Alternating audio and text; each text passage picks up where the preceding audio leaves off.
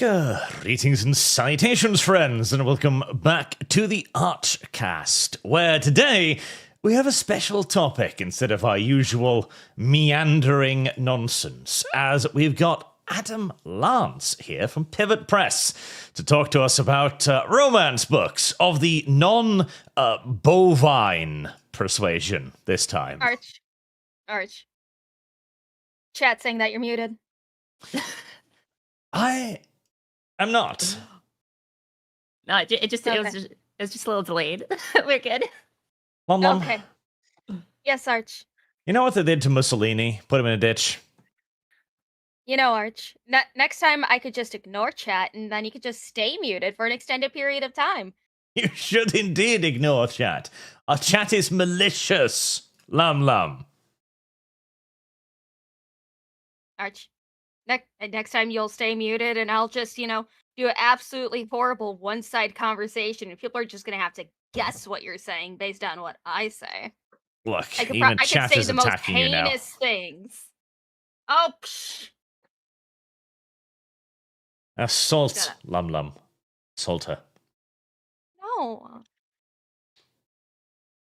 Before Lum's half-witted interruption. Shut up. Would you care to introduce yourself, Sir Adam? Hey everyone, I'm Adam Lance. I'm an author at Pivot Press. My specialty is men's romance, particularly in the progression or lit RPG subgenre of that. I've got right around 30 books out now in that pen name. Most of them are collaborations, so I work with other authors that are popular in the genre. And I'm here and happy to talk about it and represent men's romance to y'all. As we've all gotten an overload of female romance, this seemed like a good counterweight. Well, we talk about that authors in the genre. We talk about it all the time. The differences between the audiences and the mirrored aspects of what our male readership expects versus female readership on the other side. So it's a fun topic for sure. Definitely. As we've done now 2 episodes, we have the 3rd book of Milking Farm funded because Lum can't get enough of Minotaur Peen. Liar. And yet, Lum, you're working on the 3rd book now. Arch, it's because it's required reading from you. And don't forget, you don't even just read it like a normal person. You let somebody else read in who knows what type of tone into your ear. It's like, oh yes, you get to hear it in someone else's voice instead of your own inner monologue. I don't know. Everyone likes a little Minotaur ASMR nowadays. Okay. It's fine. Okay, it's fine. The fact that there is a lot of monster ASMR out there, and some of them very creative, mind you. I'm like, Jesus Christ. Like, okay, Forkers. I don't know if you were active in this part of the internet, but do you know the voice actor Yagami Yato? Nope, no idea. I have no idea who that is. Yagami Yato. She does a multitude of voices, and she does male voices horrifyingly well. And there's a reason why she makes big fucking bank on her roleplay audios. Oh my god. And then Lum admitted to one of her new fetishes, monster ASMR. Fantastic. Arch, I see your ASMR tab on your screen quite often, so you can't say shit. Yeah, but at least that's just fucking humans. I don't know. All it says is ASMR. How do I know it's not monster fucking? How do you know it's not a cleverly disguised porn tab? I wouldn't put that past you either. Yellow Granted, I don't even think that you'd have that as a cleverly hidden porn tab.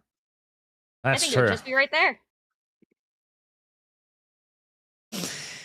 Which does lead us to one of the interesting points as well. So one of the most fascinating... Okay, so I've had Lum and Porkers both read Trailer Park Elves as well, because I think that would be one of like the best starting pointers for a talk about this, because now we've had female romance and male romance. We're going to talk a little bit about that, because my biggest surprise, because I had no idea that lit romance even existed as a genre until I came across your cover of Trailer Park Elves 2, I think, on Twitter. Service guarantees citizenship.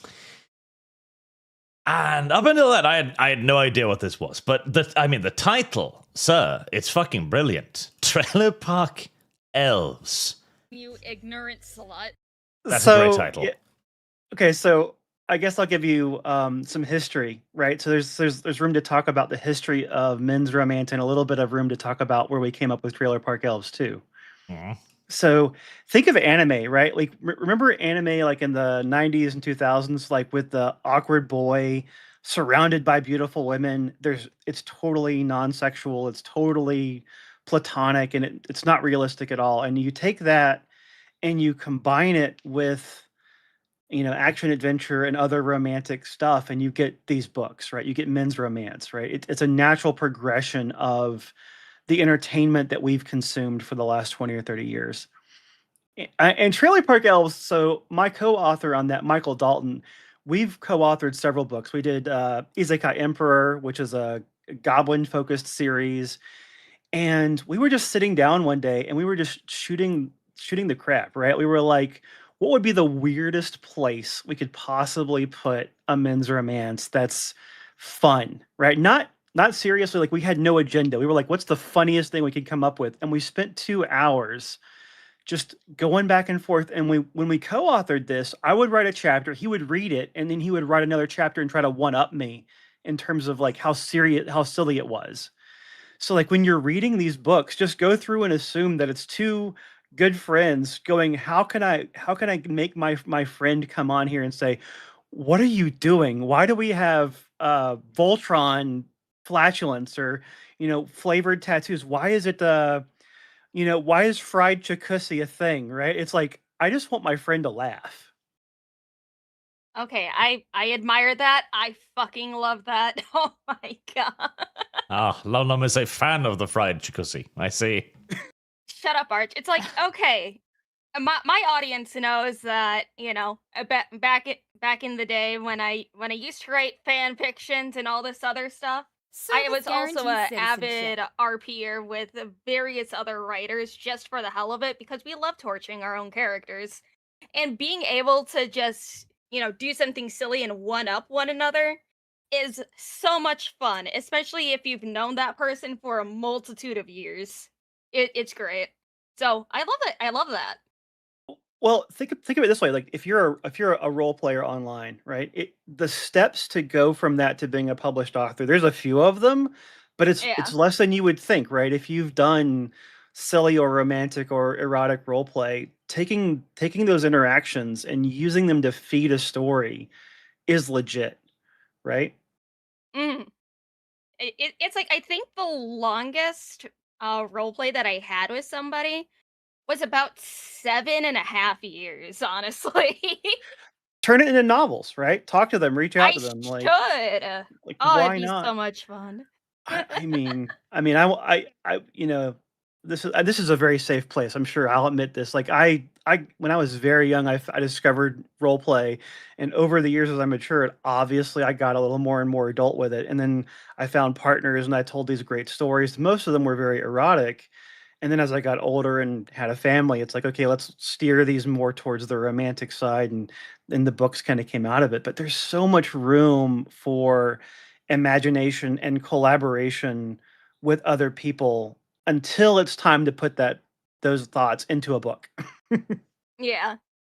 Heresy's the question. Fire is the Oh, answer. man. Honestly, my It's my like- experience was very similar.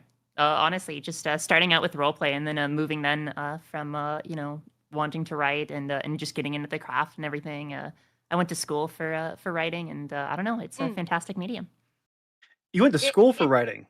Yeah, I went to a college for it. Nice. My I originally was gonna go into because I wanted to be like a therapist, so I went into like psychology, and I was getting through it, and I was like, damn, I don't like any of this. I just want to do what I want to do, like what I actually like, my passion, right? And was that a smart decision? That's debatable. However, I liked it, and yeah, so. It's always fun when you're able to tell when a story was adapted from a long running roleplay or from like different types of campaigns, because that's always fun as well. 100%. I mean, we wrote, so Trailer Park Elves, as you guys, as everyone listening to this probably knows, it's just like it's just a slice of life, silly, what if story with very down to earth situations. But we wrote, Leon West and I wrote Dungeon Champions, which is basically a D&D campaign where the main character is very much like Conan, and his companions are all, of course, gorgeous women who end up, being romantic interests. But it's literally just like going from one adventure to the other, problem solving. It's just D&D, but really horny. Mm-hmm. I'm starting to regret my decision to invite Lum and Porkers to play vampire. Why? Whoa, wait. I can understand Lum, but why, Arch? I thought we were cool. Hey, not all, I'm just a kidding. lot of the role plays that I did were very wholesome and more so just absolutely torturing our own characters rather than like, smut or anything like that. That was secondary. That was on the back burner. I liked absolutely torturing my characters, my friends' characters. It was so much fun. So no, it's not going to be anything like that. And plus, the vampires in Vampire the Masquerade can't even really do spicy stuff anyway. Actually, the Toreador and the is it the Toreador? I think the Toreador and the Malkavians can, I believe. Actually, I'm La Sombra, so I don't need to worry about that. Okay, well, you said vampires. But that's not true. But actually, you can spend blood to engorge anything you want. Oh, there you go. Yeah. Yes, I know. Like I was a VTM player for years of the classic days, and we would talk about that stuff all the time. You could do whatever you want with your blood pool, right? Just go for it. So I'm actually maybe we should invite Adam to join us. I'll turn it into novels, and we'll go with it. Like, let's do it. Hell yeah. I'm legitimately curious, like, what got you into like lit RPGs, like, as a genre? So I've always wanted to be. So I've got an education too. So I've got a degree in English, and I did role play. I've read a lot of books. I wanted to be a serious published author, like with the pinky in the air and all of that for years.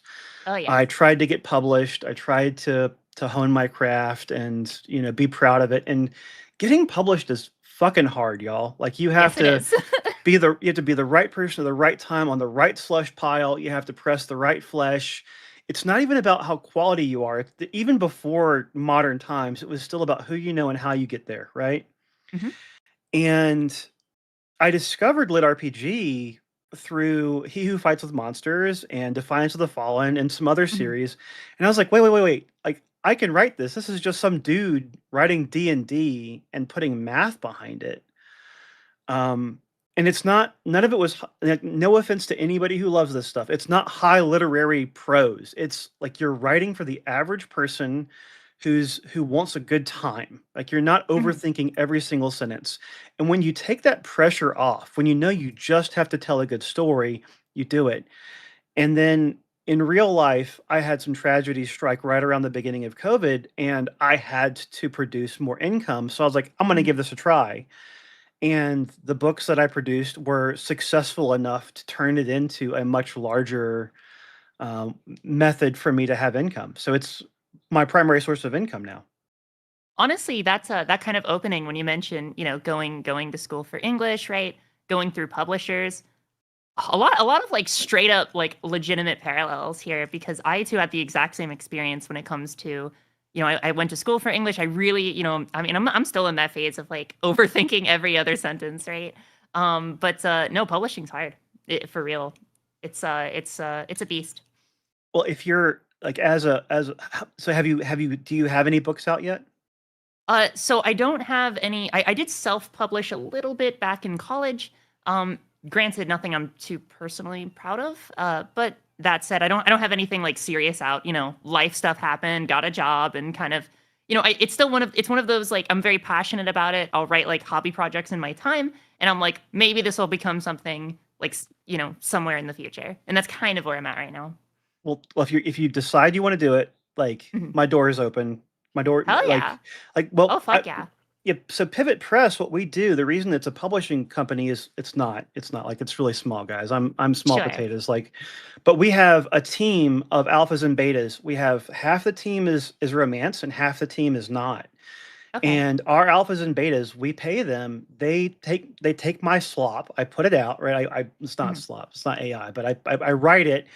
They review it and they say, hey, let's tweak these things. I tighten it up. It goes to my next stage of review with my team, and then we put it out. Right? It's one thing when you're an author, you want to be an author. You're going to have these gut checks. You're going to be like, is this good enough? Is this good enough? There's nothing better than surrounding yourself with people who are your target audience, who can help you get over the courage hurdle to get that content out there. Okay. Hell yeah. Like, I mean, look, if we're talking about, again, Trailer Park Elves, right? Like, if you divorce yourself from the fact that it's a very successful series and you say, look at it from the germ, this is just silly, right? He's like, the main character's wading through poop in chapter 4. He's got a love interest with like flavored whatever, right? Like there's subplots where, the like dragon people are farting into armor to power, right? Like, it's really weird. If you navel gaze any of that, none of it's going to make sense. But if you give it to someone and they say, oh my God, this made me laugh, suddenly you're free to take your mind off of, is this good enough? Okay, interesting. Yeah, by the way, I gotta say, main character name, Colton Winchester. That's a name. It was a placeholder. Great. It's a placeholder. Yeah. Dalton and I put that down with zero thought, and we were like, okay, cool. As soon as an alpha or beta comments that it took them out of it or they didn't enjoy it, we'll change it. No one did. Right. So if you're an aspiring author and you're looking at this, you're like, how is Trailer Park Elves so over, like, what, 1,700 reviews or whatever? How is it so popular? It's like we trust fall into our core audience and say, okay, if you have a problem with this, please let me know. Otherwise, I'm going to let this go. Okay. Yeah, makes sense. Here's a question that I have for you, since it's like, okay, if fucking I had this in my head and now I forgot. Okay, now here it is. If you have like a brand new idea on like what you want to test the waters for, have you ever thought of publishing like a single testing chapter on like AO3? Because Archive of Our Own, probably one of my favorite sites to read fan fiction and original works before they get published. So we have, in the lit RPG and progression community, we have Royal Road.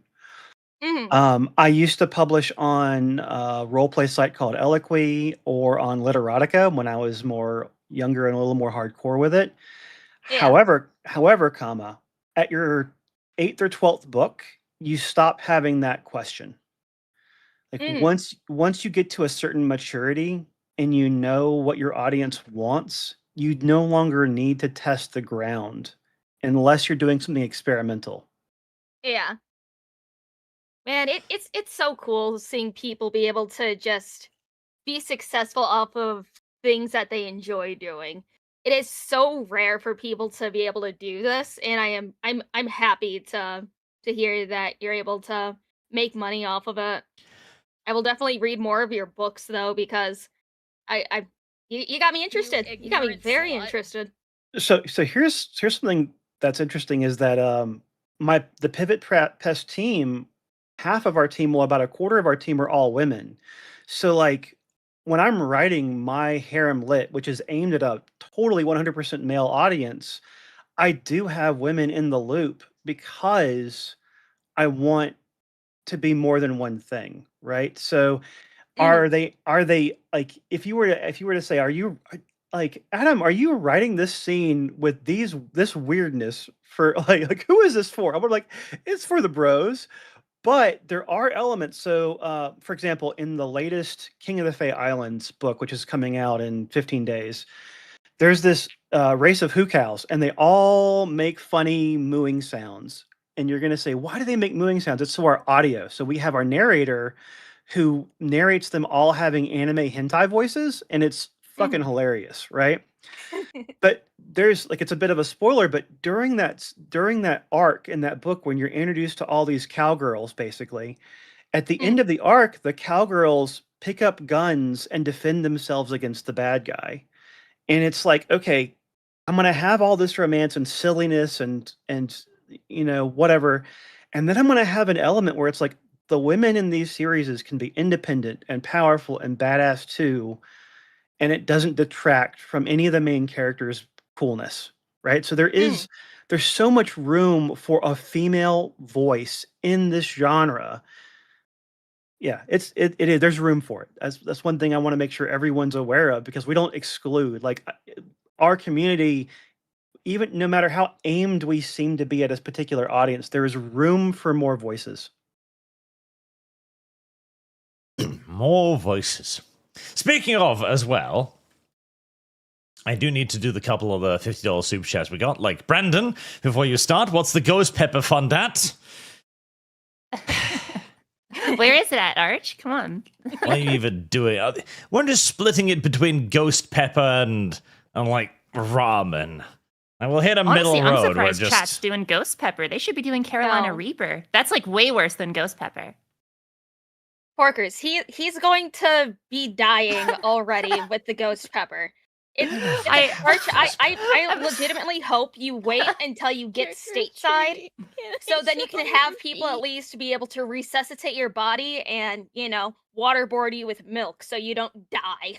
I'm listen. imagining Arch doing one of those progressive pepper challenges, and he starts at bell pepper, and he's like, "Oh yeah, this is the perfect amount of spice. This is just the spicy level I need," and then it just keeps going No, worse he'll- from there. No, he'll want to cough and give up at the bell pepper. Chat needs to figure out what chat wants because chat was splitting this between ramen and stuff too. Chat needs to figure out what chat wants. Does it chat want ramen? In which case, we'll just tell Lum to find the spiciest thing she has because they don't sell this shit in Norway. Jesus.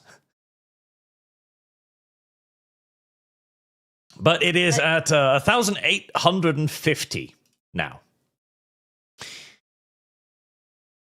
Also, Magnus the Red, put this towards the Ghost Pepper Fund. Because people are gay and should not be trusted with power or money. We just like watching you suffer. But Arch, this is the but first amount of seriously, suffering wait till you're you're getting. stateside for the ghost pepper. Or have somebody watching you, because you shouldn't be alone. What was that thing that Craig did? Like the Wheel of Fire or something? That one. I'm sure Lum could buy one of those. Yeah. And also, I was thinking about doing this before we started, but then I forgot about it, and then we started talking about stuff. This is technically a sponsored video, by the way, for legal reasons. I said I'd do it for free, but Adam was like, no. I have lost. Shit. Which was a strange conversation to have. Well, No, you like, don't have to pay me. No, take it. Yeah, like if you take care of me, Service like guarantees I want to take citizenship. care of you too, right? Like that's just my mentality. Like a lot of our alphas and betas, I'm like they come in, they volunteer to read the material, and I'm like, no, if I am benefiting from your time, let me give back to you. And I guess gifting is my love language. Well, I shan't complain too much. Also, hello, Disparrow. How are you doing today? We'll have more wholesome romance for you now. Heresy Hi, is the Disparrow. question. How are you? Fire is the answer. In fact, this seems like the perfect point for an advertisement. Yes. As you do have this fate-forged $1 sale thing going on too, which is... That sounds like an awfully good deal. Are you sure? Yeah, we rotate and put our books on sale on a regular basis. We're happy to give back to the community, and we're on KU too. So Kindle Unlimited, all you have to do is have an account, and you can read all of our work absolutely for quote unquote free. So yeah, it's good to give back, and we just want people to read our work, you know. How the fuck does that work? Like, okay, so you've got like the Kindle Unlimited, the Amazon stuff, where you get like tons of books all for free and all. How the fuck does that work? How do you get paid? Does Amazon just write you a check? So you get paid a 0.004 cents or 5 cents, 4.5 cents per page read. Oh, interesting. That is a odd. weird system, but okay. So it rewards people who write in a certain way and at a certain speed. So for your audience who wants some inside pool or some how the sausage is made, if you ever wonder why indie authors write so fast, it's because of the way Amazon incentivizes our writing and rewards us for page reads. So I actually tend to make more from people reading my work than buying the books. Interesting. So think about it this way. So if you're like, man, I can legitimately tell you that X number of people have read my material, have actually read it. They didn't just buy it, put it on their shelf, and walk away. So there's a little bit of an ego there. And it's also easier financially for our readers, right? When we're putting out books relatively quickly, they can just pick one that hits them, read what they want as much as they want, and move on. And that's part of why we write the way we write. This is also why I've seen more. I saw more people also talking about doing the publishing with AI aid. And I was wondering, like, okay, but surely this is not a great long-term prospect, because I'm presuming the quality is going to be suffering if you just use AI for broad strokes, etc.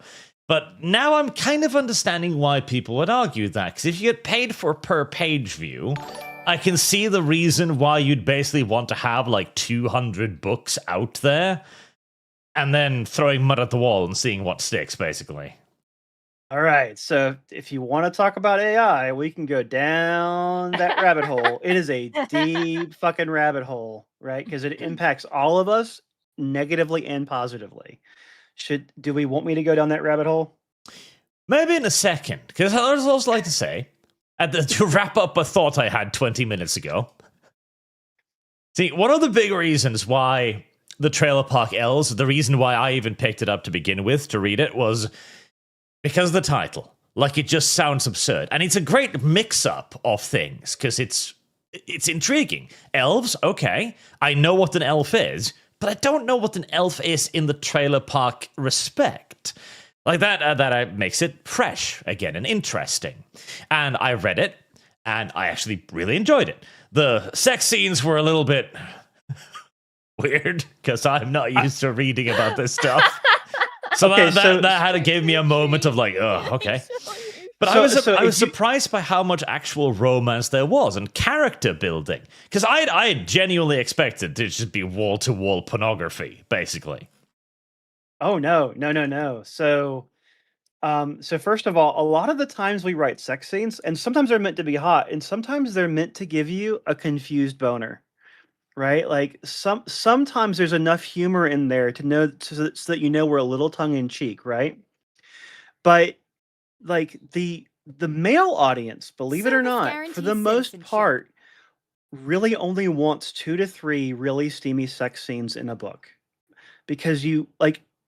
And this is strange. A lot of new authors who come into men's romance expect erotica, but the reality is that our male readers are genuine romantics in the deepest sense of the word. They want to care for the girls, they want the relationships to feel earned, and they want them to be centered on love. So if you lead with smut, you become erotica and not romance, and it changes the whole thing. So are some of our books extremely spicy? Absolutely. But our audience is way more romantic than you'd think. Yeah, that was what surprised me. And then, of course, chat discovered Milking Farm and immediately wanted to have that read. And that was the exact opposite again of what I was expecting. Because I was thinking, like, okay, a female romance book, it's going to be hours and hours of hand-holding and gay slow burn romance. No. First couple pages, like, this is how you jerk off a cow. Okay, right. All right. And it only got worse from there. Every single step of the way. Lengthy, lurid descriptions of cow penis over and over and over again. To the point where I think we controlled F'd it, and there was 150 mentions of balls over the course of 200 pages. Uh-huh. So I was left deeply confused about this entire scene, as none of it was what I expected on any level. Uh-huh. Well, I mean, so it's a very different readership, right? So like what women want from their erotica or their romance and what women authors can get away with, female authors can get away with, is totally different. So this may not be answering the heart of your statement, but this is something that I'd like to make sure that the audience understands, is that when a woman author writes about a female character having an experience, there's implied consent, there's implied all kinds of stuff in there, right? The woman who's writing the story wants all these things to happen so you can get away with monsters and werewolves and mob bosses who kill their husbands and take them off into back rooms. Like, all of that's up for grabs.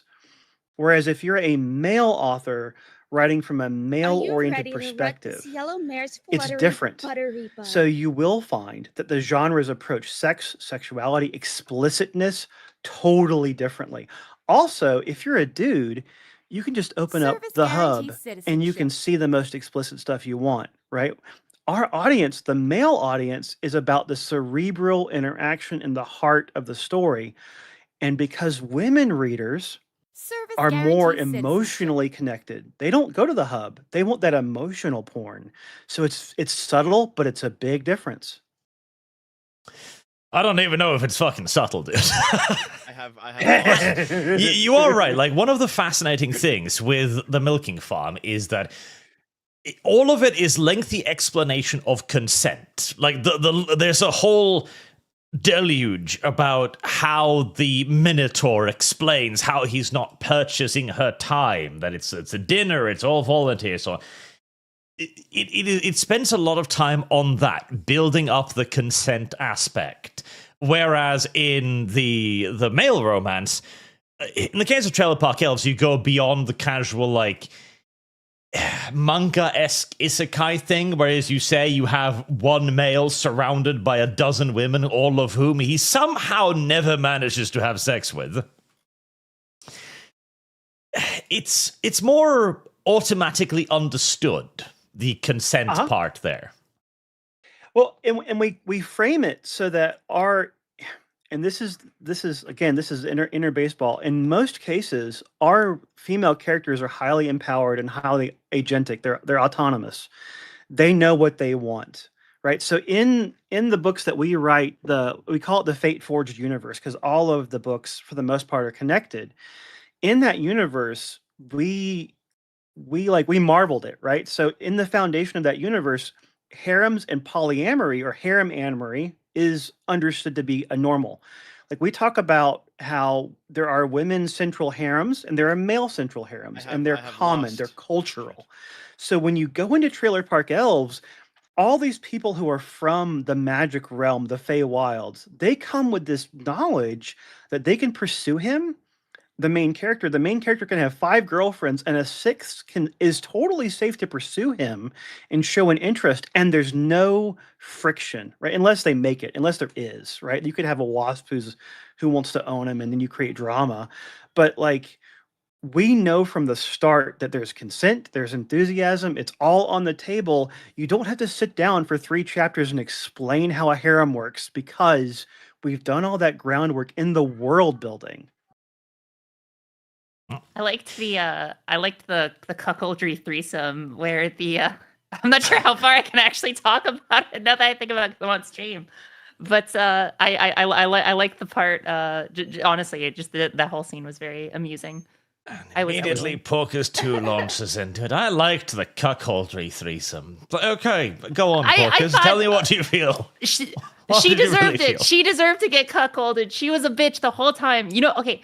down here in Florida, you know how many people that you see in these fucking trailer parks that act exactly like this? So fucking many, okay? And finally, I'm like, damn, she got her comeuppance. Based. That's what I said.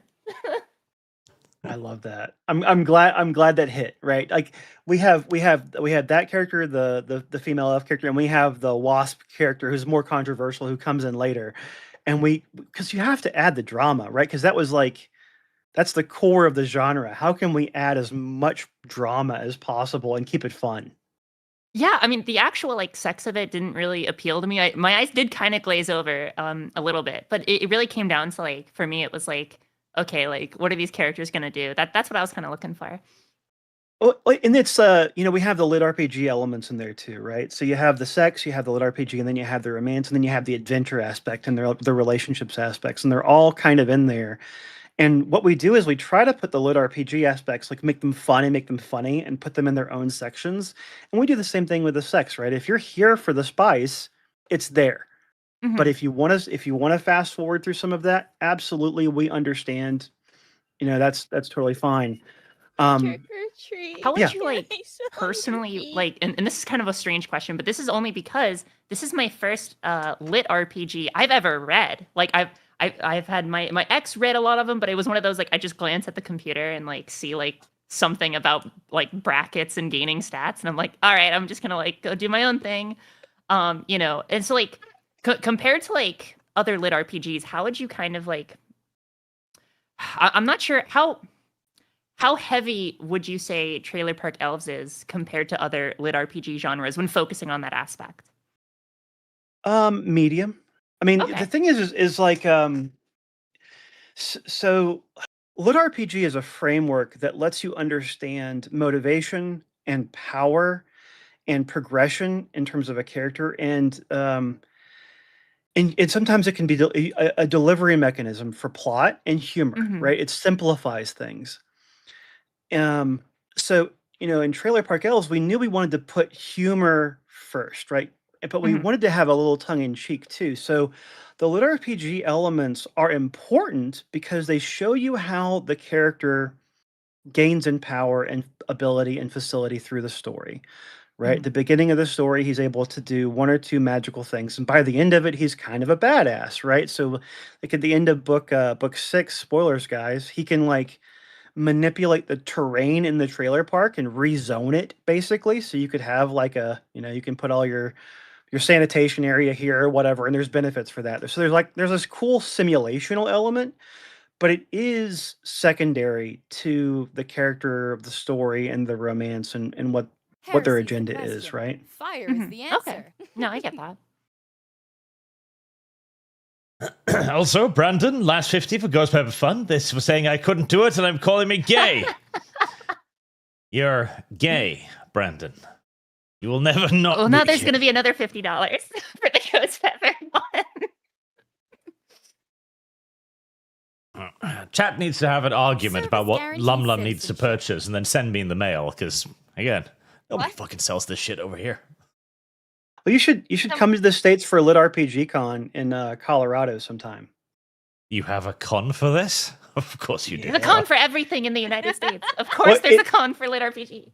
It's not just for adult stuff, but it is for all Lit RPG. It's in Colorado. I think it's in July, maybe June, July. It's amazing. Come out, do your podcast, interview people, have a blast. I think you'd love it. That would be fun. That'd be cool. I'm not. America. I don't- Unless, In summer, I don't know about that. I mean, It's unless Colorado. Arch really wants to spend money going to what was just announced for Miami, Mare Fair. Mare Fair is going to be in Miami, Florida this year. Of course you'd Hey! know about that. Oh, okay. So one of my co-authors, Virgil Knightley, we did the Summoner series with It's Not Connected. He is obsessed with horse girls, and he has Okay. forced me to include a horse girl in our series together, and it's I just have to go along with it. It's, So you that's don't like yuck a it. centaur Horse girls girl? are in or- right now, though. That you can make some good ass money off of horse girls. It's not centaur. It's literally they have hooves and like a long mane of hair and a tail. Oh, it's like the Uma Musume. That's what that is, right? Correct. Okay. Correct. Okay. Yeah. Perfect. Horse girls are in demand right now. And it's the year of the horse. Is it the year of the horse? Yeah. Yes, it's the year of the horse. Lum, control yourself. And once you've taken a second to breathe deeply, I'd like to hear your impressions of Tale of Park Elves too. I really enjoyed Trailer Park Elves. Just my overall feelings. I can easily just kick back, read, enjoy myself, and just have a nice afternoon. Just breeze by. It wasn't a torture session like with Milking Farm or the other Milking Farm books that I've had to read. So you would prefer I don't- reading more Trailer Park over more Milking Farm? Yes, I will read all of these man's books happily over another book, another Milking Farm book. That makes me so happy in my heart. A single tear goes down your eye. I mean, it's like because I was using Kindle Unlimited to read the books, but now I'm just gonna straight up buy them. Well, I mean, I just appreciate feedback. Like honestly, like hearing honest thoughts. Like these are candy. These books are meant to be candy. But hearing you say, "Hey, look, I really liked this aspect of the story. I really liked the mature elf element. I like the drama." Like hearing that feedback is so huge as an author, and I'm sure, Porky, when you're starting to get out there, you'll find this out too. What we do, Mhm. like we have our Pivot Press Discord, we have our Harem Lit section, we have all of that because when you're writing by yourself, you're in this bubble, and until someone True. tells you, "Hey, that touched me," you'd never hear it. Mhm, Or and you might get a negative review on Amazon and be like, fuck this guy for whatever he did, right? But like when we hear from fans who are passionate enough to tell us this was fun for me, that's huge.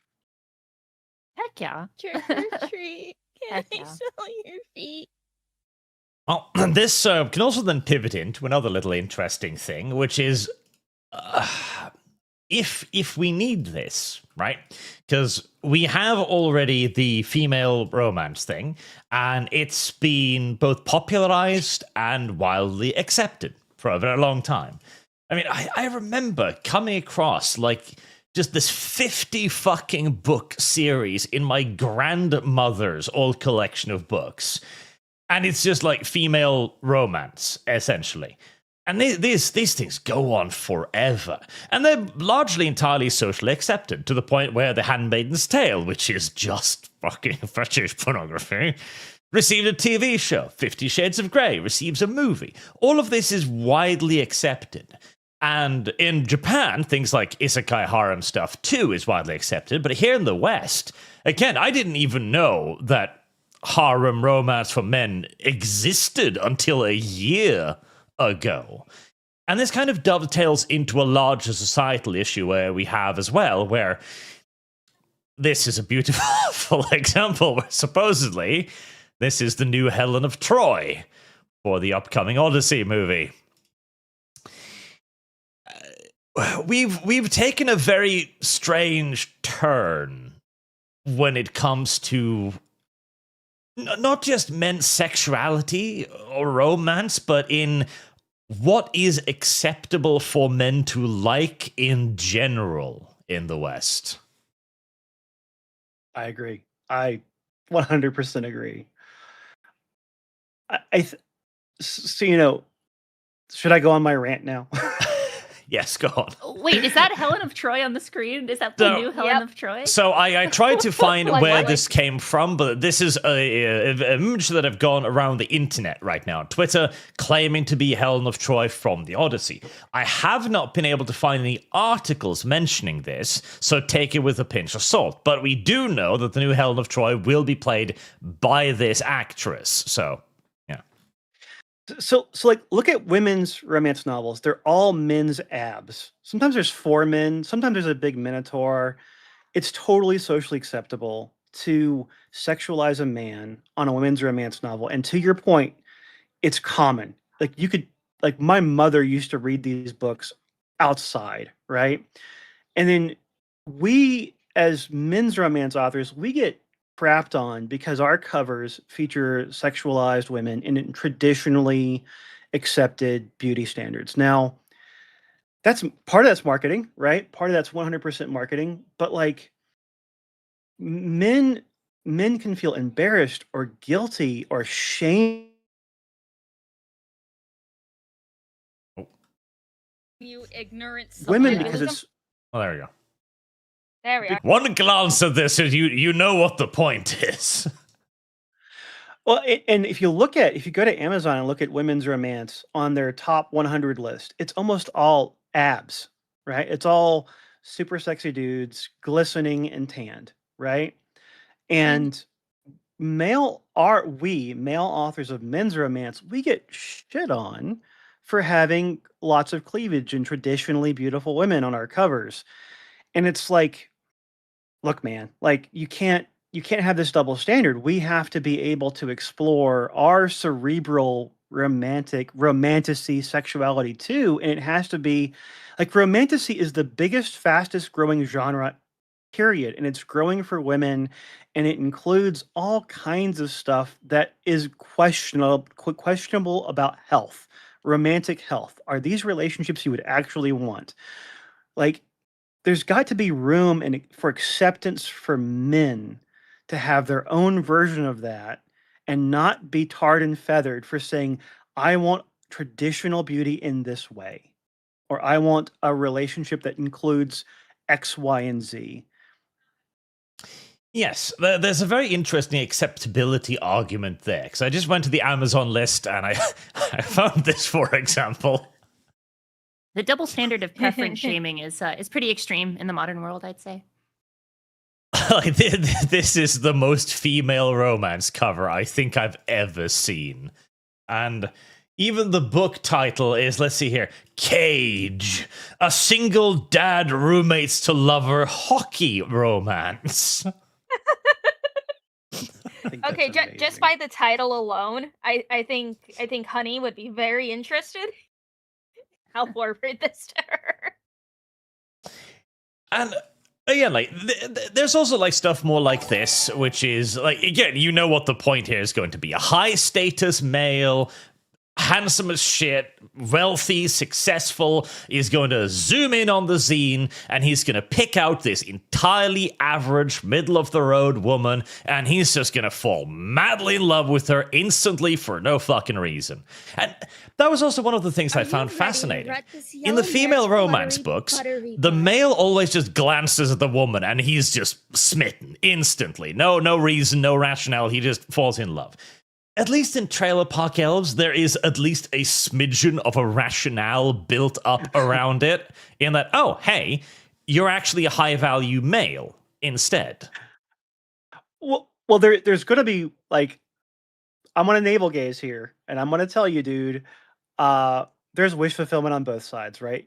Like, the average-looking person would love to be wanted by 27 beautiful, whatever gender you're attracted to.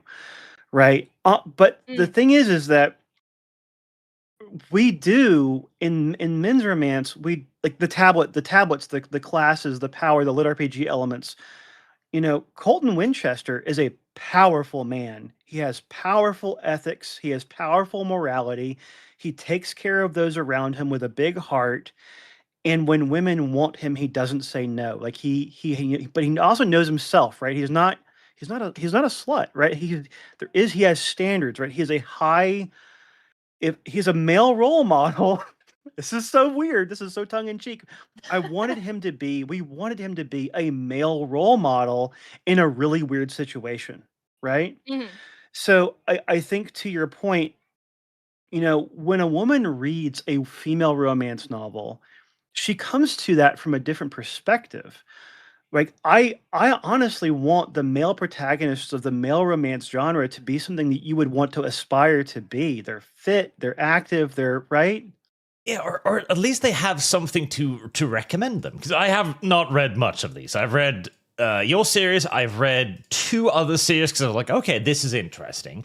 And in both cases, or in all 3 cases, the man had something special about him. And this is also, again, a wish fulfillment, being given special magical powers or being trained as a ninja or whatever nonsense, right? But he has something to make him a high-status male in that scenario. Meanwhile, again, female romance is just, I'm a fat, plumpy, middle-aged woman, and suddenly a billionaire is going to be like, wow, you're what I've always been looking for. I like the sly eyebrow raise on the guy. Yes. Like, you know, I'm actually honestly, I think there's one type of book that I really want to read that is never capitalized on, and that is like actual enemies to lovers. Not like, oh, slight dislike and you guys are all over each other. No, true enemies to lovers. I want that. I'm actually curious as to like, and I'm not sure, Adam, if you can answer this, just because, you know, I'm not sure all the genre. I mean, you primarily done like the lit RPG stuff, to my knowledge, but I'm wondering, like, if say there was like a lesbian romantasy novel, is it common for like the same themes across straight romance novels where it's like they're being chased by like a masculine woman, or like are they both feminine? Like, how does that work? Like, I'm actually kind of like curious as to like how the market prefers these specific like subgenres. So I'm going to give you a really crappy answer. Okay. So the crappy answer is that the genre that I write in, I'm modestly successful in. Sure. If you go off brand too much, you have to build your pen name, you have to build your reputation, you have to build your marketing. Mhm. I would have no clue how to Okay. market. Like and I don't know how you would find readership. I don't know if there is one. So I'm sorry to say that I don't have an answer for you. So a lot of these genres are like bubbled off almost. Maybe not, but maybe, I'm not sure if that's the right word, but Yeah, for sure. Right. Like Okay. each genre. So men's adventure, men's romance is its own genre. The lit RPG bridge of that, which we're trying to build to bridge to the larger lit RPG genre, is its own niche. Lit RPG is its own niche, right? If you're marketing non-standard relationships, if you're marketing male, female, or poly, any version of regular poly, those are all unique and distinct audiences. Makes sense. So I can actually address Porker's question here partially, because I remember coming across the funniest fucking title I'd ever seen in my life of a hentai game. Yeah. Okay. And I'm trying to find it now because, Christ. Oh, okay, here we go. Right, so. Can I find a safe for work title for this that I can show on screen?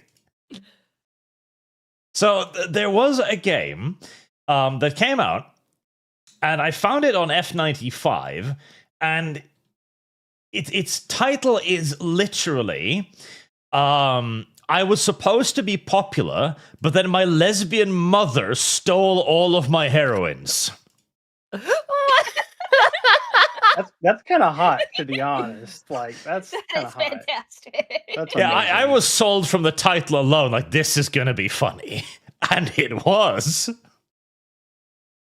And so the entire thing of this is basically the mother who steals your girlfriends.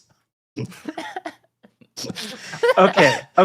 So let me tell you a story that's related to men's romance. So when I was getting into this, I was mentored, and I had people who told me the rules of men's romance, because there are. And there was a notorious story of what not to do. And in one author's story, the main character's dad gives him members of his harem to the son. And that's the pivotal sin. Anything that's even close to that is a horrible sin. So what you're talking about, like, there is crossover. That is weird. Is it a sin because there's nothing earned there? Is that like why that's a sin? So it's a sin because when you think about it from a romantic perspective, from a pure traditional Disney romantic standard, the love connection isn't there when your dad gives you his leftovers, right? It's the I it's see. it's Okay. it's Yeah, very as a male, it's- I'm immediately like, no. no. And because but in this the little fucking hentai game too, it's classic hentai game. All of the 16-year-old girls with racks bigger than their fucking heads, all of that usual tropes. And then your mom, who steals all of your girlfriends. Mom, no, stop. Oh no, not again! she's just the male in this case. She's just the dominant, successful man. Yeah, she's got the suit, so she's still got that like masculine energy, but she looks feminine, boom. Yes. You know? And to date, it is the only lesbian NTR game I have ever seen. So this is a personal gem of mine that I will hold up as an example. All right, Art. So what are you gonna play and review it? I can review it right now, Lum. It's a 10 out of 10 experience. What can I say? Nope, you gotta play it. I need to see your achievement history, Arch. There's nothing that could possibly beat this. It doesn't exist. 1,000% peak. But we wandered off the topic again somewhat. But to return it to the point of like the difference in acceptance, because there's a difference in perception to male's romance. As somebody who likes mentally deranged women, this cover, right up my alley. Right up my alley. Because at the end of the day, there's obviously an element of just fantasy wish fulfillment in all of this. Duh. And one can, lambast that for being simplistic or like crass, etc. Sure, but I don't want to read Shakespeare every day. I don't want to watch American History X every day. I don't want to watch Gods and Generals every day. Sometimes I do just want something idiotic in the background whilst I'm playing a game. And if that happens to be Amazon Elves, then fuck, great. So here's the funny story about that. We posted a preview of that art on our server before she was ripped and muscular, and fans were like, no. She's got to be ripped. Like, fix this now. And because of fan interaction, we had our artists go back in and add all of that. So this is an excellent example where fans get to interact. Yeah. Absolutely, because the entire point of the danger elf is that she's dangerous. Yep. Gotta love them jerseys. Mm-hmm. Exactly. And of course, it's same on the female side, where the romance is the hot, fit guy in the suit comes and lavishes you with gifts and everything. And that's fine on both sides. I've got nothing against women sitting there dreaming about a cow coming into their life and violating them with his 12-foot cock that ejaculates 30 cc's of fucking splooge. Consensually. TM. Yeah, In consensually. Minecraft. It's like, go ahead. That's fine. But we do need to reach a point of equality between, like, and this also speaks to our roles in society as well, right? Where there's been this thing that the perception of female romance has always been that it has somehow been cleaner. More sanitized, more acceptable. Having now read it, I vehemently disagree with this assessment. And at the same time, I also think that the majority of people would expect male romance to just be smut. And again, it's not. It's very fascinating to me. Yeah, it's romance, guys. It's like, spoiler. It's you're getting girlfriends, you're getting love interests, you're getting wives, right? Some of it is smut, some of it is. Don't let me steer you wrong. Some of it's very spicy. But at its heart, like, the good stories are just really good stories that, happen to have a bevy of beautiful and usually very busty women. Yeah. And again, like, I don't even mind that. I've long been a proponent for romances to be added into video games and RPGs simply because it adds an element of connection to the story. Anyone who's played Baldur's Gate will know the impact of Baldur's Gate 2 when several of your Holy characters shit. are just fucking butchered in front of you. Baldur's Mhm. Gate 2 was such a heel turn. Like, I actually just played it a few months ago or last month. Oh my gosh. Like, legit, everything just turns in the beginning. It's great. Yeah, like, and no, it wouldn't have that impact if it was just random NPCs. You wouldn't give a shit. It's just another corpse in a cell. But when you've already built a connection to them, it's a whole different ball game. I think you're talking about something that's been on my mind a lot recently, in that in the mainstream lit RPG genre, for the most part, you're looking at it's hard to find the skin in the game, the connections, the meaningful side characters, the meaningful heel turns, the right. But in Men's Romance, you kind of can, right? You add your lit RPG in there, and you can because you're expecting that. You're not reading someone playing Diablo 3 for 200,000 words, right? For 80 chapters. I think there is room in our literature for connection and meaning. I mean, if you want to play Diablo, just play Diablo, right? Yeah, and again, I genuinely do believe that adding that connection just makes everything better. Like The Witcher, what would The Witcher be without Yennefer or Trish Merigold? Well, it would be a lesser product, in my opinion. And that doesn't mean you have to have it. Again, Diablo doesn't really need a companion system. Although, again, would it lessen the experience? And this is, of course, where the big caveat comes into play, right? A good companion, a good storyline is always additive. But shit is always shit, no matter what it is. Dragon Agreed. Age fail card. Smile.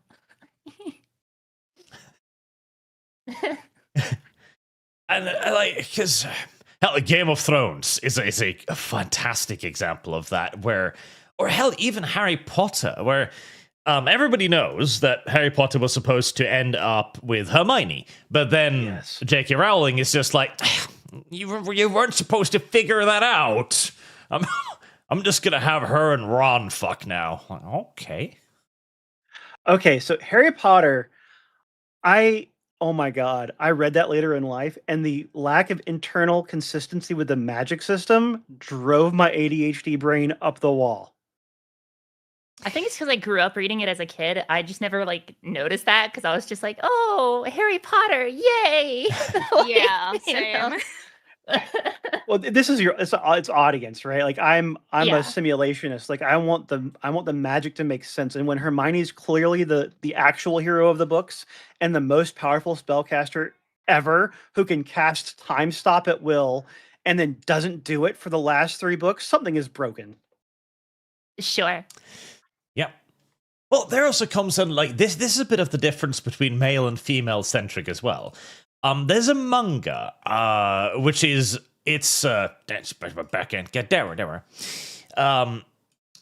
Manga. What was it? Isekai Harem de Mekyuo, which basically just means harem in another world dungeon or something like that. And the title is like, okay, well, this is just going to be pure smut. And there is actually smut in it. Straight up actual pornography. But the world building in this manga series is some of the fucking deepest shit I've ever read. Like, he spends entire chapters just building up the RPG system and explaining how monsters work, how the dungeons work, how the labyrinth work, how the government has formed to tax dungeons. And I find it unfathomably fascinating. And it then gives much more weight to what happens in the world. It becomes mutually additive. And again, this is something I always didn't find in the Milking Farm books. The world building is non-existent half the time. It's like, oh yes, there's this magical community where everyone has orgies with dogs in the park every other moon. Okay. And everyone's friends, that's all. It's just a little utopia. Yeah, I mean, like I think you were talking about Trailer Park Elves, the first video that I watched, and I wanted to.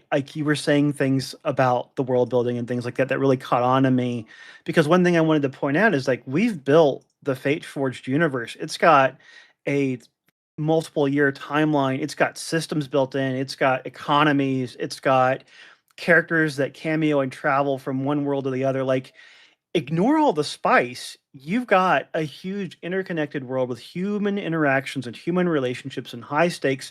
It's all the stuff that you would Are you that you ready would to expect let from a this yellow really good mare's fantasy fluttery series or a buttery urban butt? fantasy series or a horror series, and people fuck, right? Like like that's a good story to me. That's the story I want to tell. I want to tell a story that's got teeth in it that gets your mind and imagination going. And that said, Trailer Park Elves is definitely intended to be candy. It's candy. There's a wrapper around it. You can find some hooks to the other stories, but there's room for both. There's room for both.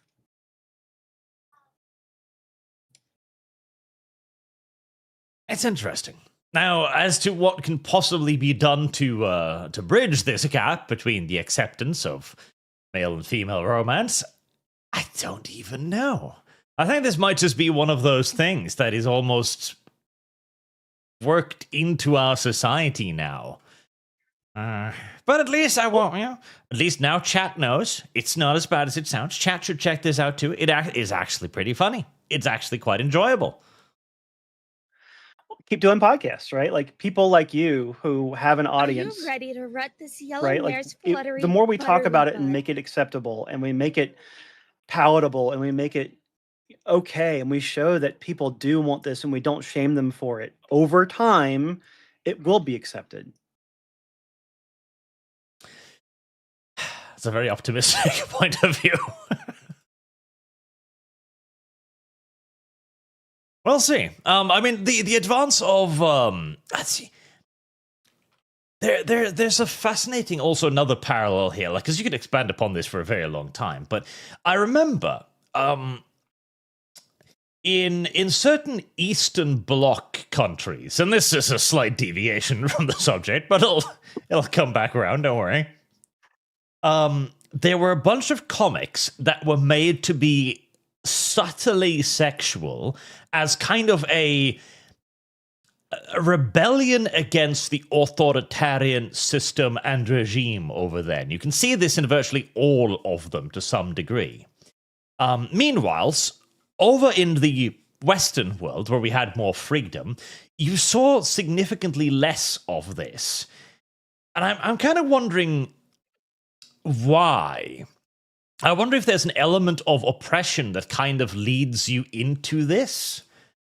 Because you can kind of parallel this to comic books as well, which is our modern day medium. And you'll notice every one of them does have a romance in them, right? Superman obviously has Lois Lane, Peter Parker has Mary Jane Watson, and Black Cat, and Silk, and another 5 dozen. You know, if you're looking at a fucking lit RPG hero, just look at Superman. He's a harem romance character at this point.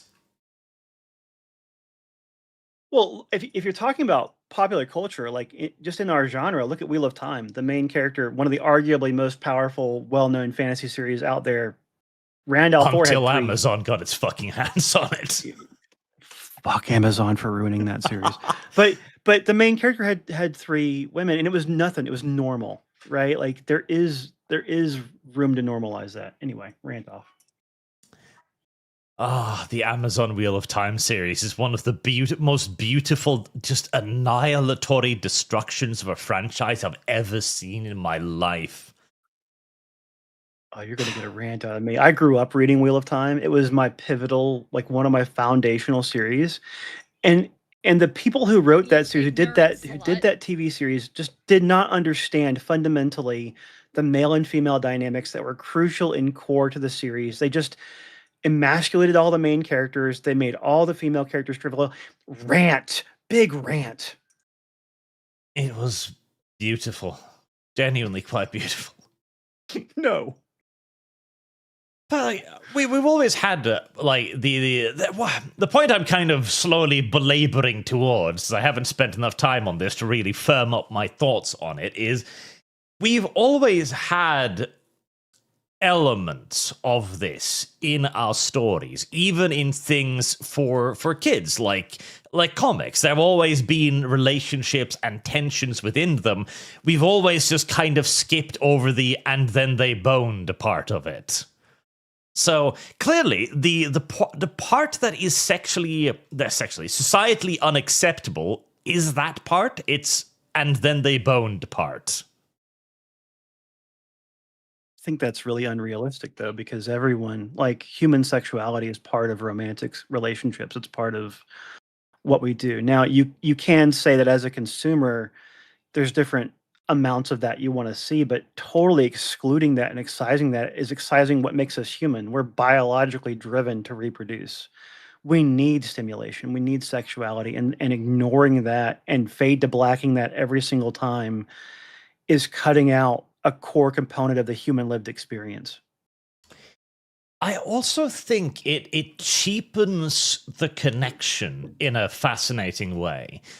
To bring up the example of Spider-Man and Mary Jane Watson again, so they are the most classic pairing in Western entertainment in general, practically. Probably even more famous than Superman and Lois Lane. And yet, they've been completely unwilling to have the two of them just stay together.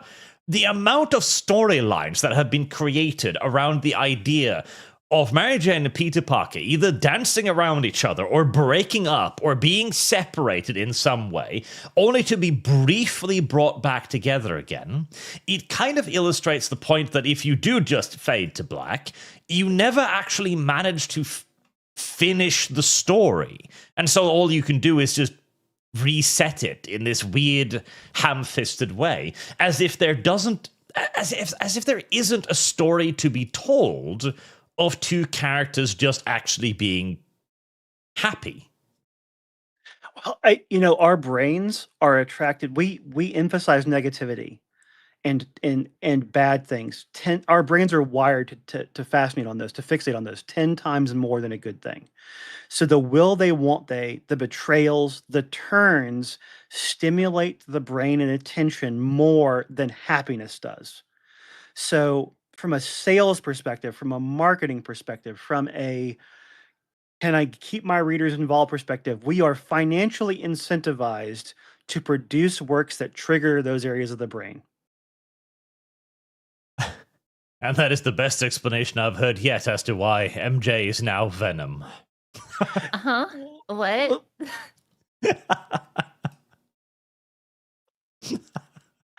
Well, and the thing is we want familiarity too, right? So we talk about it'd be kind of hot, but we talk about we talk about okay. So this is again the sausage, right? We talk about authors. Why do you write the same stories over and over and over again, right? Like if you look at and I'll navel gaze myself, I'll call myself out. I write in the same universe, and I write versions of the same story with different crayons. I make the same McDonald's. I put a different sauce on it. Why?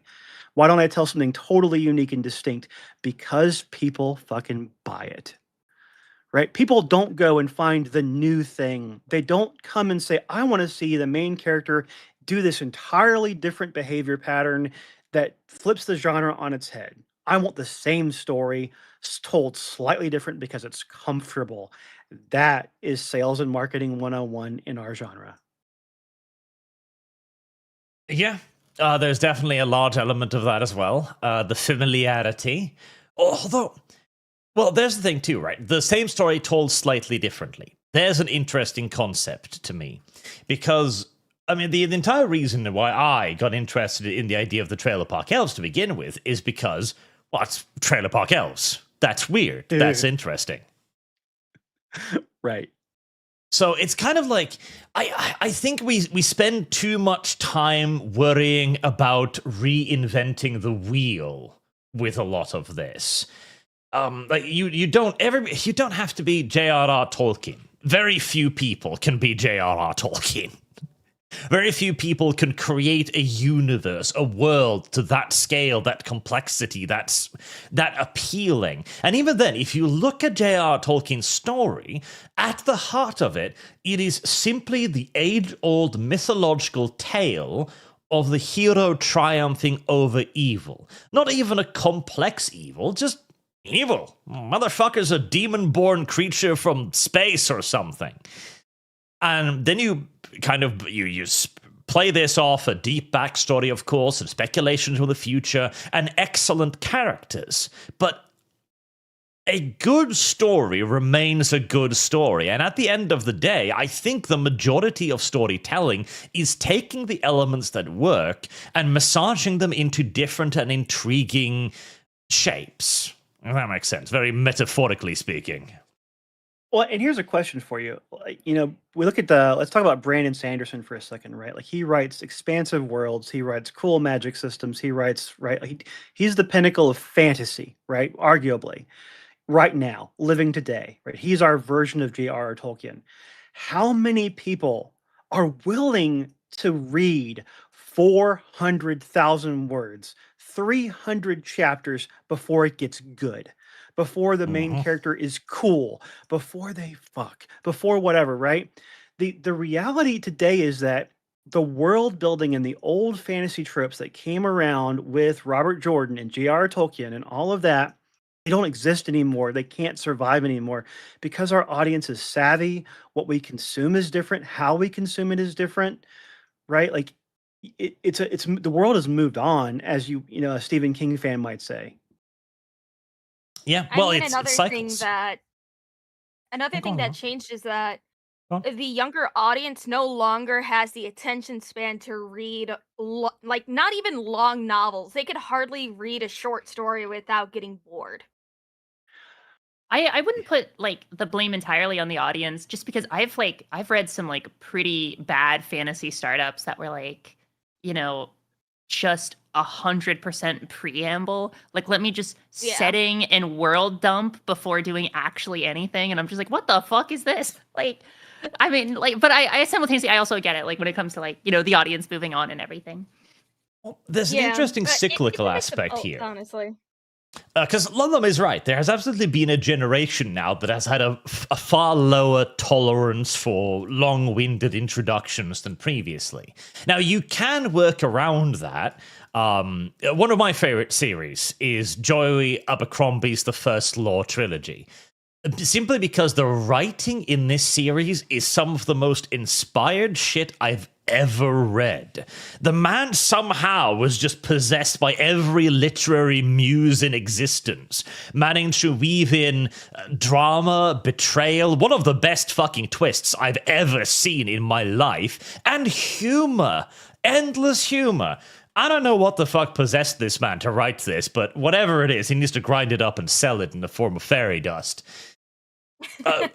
But like, this is the exception rather than the rule. And I do think, though, we are probably looking at a new generation coming up soon with a greater attention span again. Because right now, the youngest, like the Generation Alpha, are currently in the midst of rejecting video games and modern entertainment and television series. Now, in large part due to the absolute fucking collapse of the quality of these things. But I do suspect that we will then see a group that is more eager and willing to engage with longer, more complex narratives again.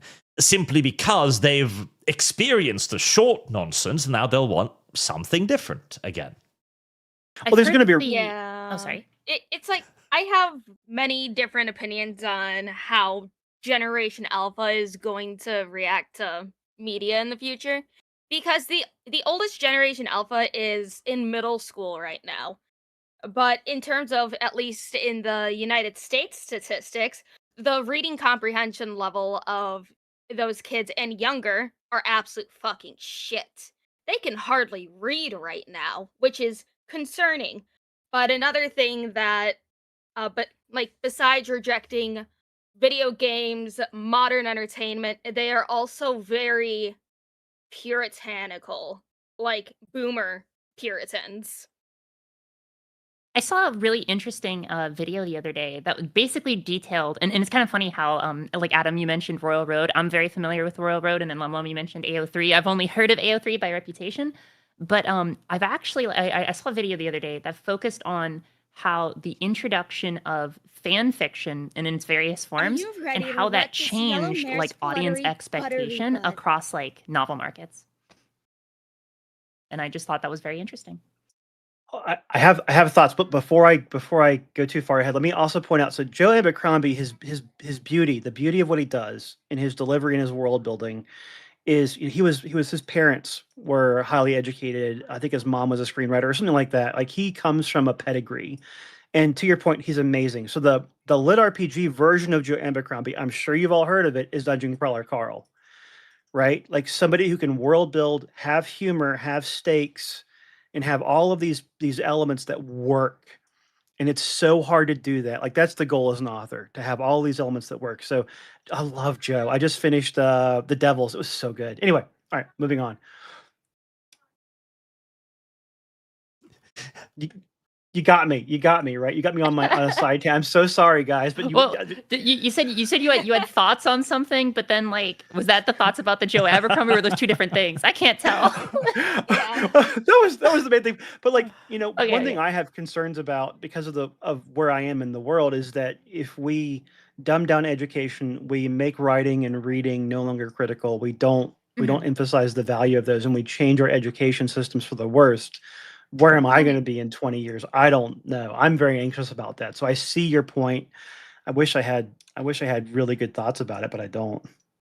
It's like, okay, while I'm on this thought, because my kid right now, she's learning about World War II and the Holocaust. And of course, that's when kids start reading Anne Frank's diary. Mhm. I'm And instead of sitting here reading- right now, just love them. I just want to preface right now. I'm sitting here, Yes. and my entire body is ready for you to go on the topic of literary fiction, and I'm just ready to intervene, to throw myself in front of this Shut up. Oh my lord! this bomb and disarm it live on stream. So just No, be warned. I wasn't to wreck going this yellow to mare's say fluttery, buttery butt. I don't know, Lum. I know you too Oh, well, no. you little fucking rascal. Arch is just waiting, just ready to jump the fucking gun. Like, Anyways, they're reading the diary of Anne Frank, and she tells me that her teacher isn't having them read the actual book, but instead the play adaptation of it. And I asked her, okay, why aren't you reading the actual book? And she said that her teacher said because the book repeats itself too much. It just and I'm just like, Jesus Christ. day 1, my life sucks because this situation. Day 2, my life sucks because this situation. It's just repeating. Day 3, still stuck in the attic. Yeah. But it's like it's the fact that why like I don't care if it's just, rambling, it's the same thing. She's stuck in the fucking attic. Of course it's going. But also, my kid goes out of her way and she asks me, Mom, can you just buy me the actual book so I can compare the two? And I'm like, yes, I will buy you the actual book. But most other kids won't go out of their way and ask their parents, hey, can you buy me the actual book for this? So I'm at least happy that my kid likes reading. And Yeah, that's Desparrow makes a fantastic. good point. I need a 15-second dump button in defense of Lum.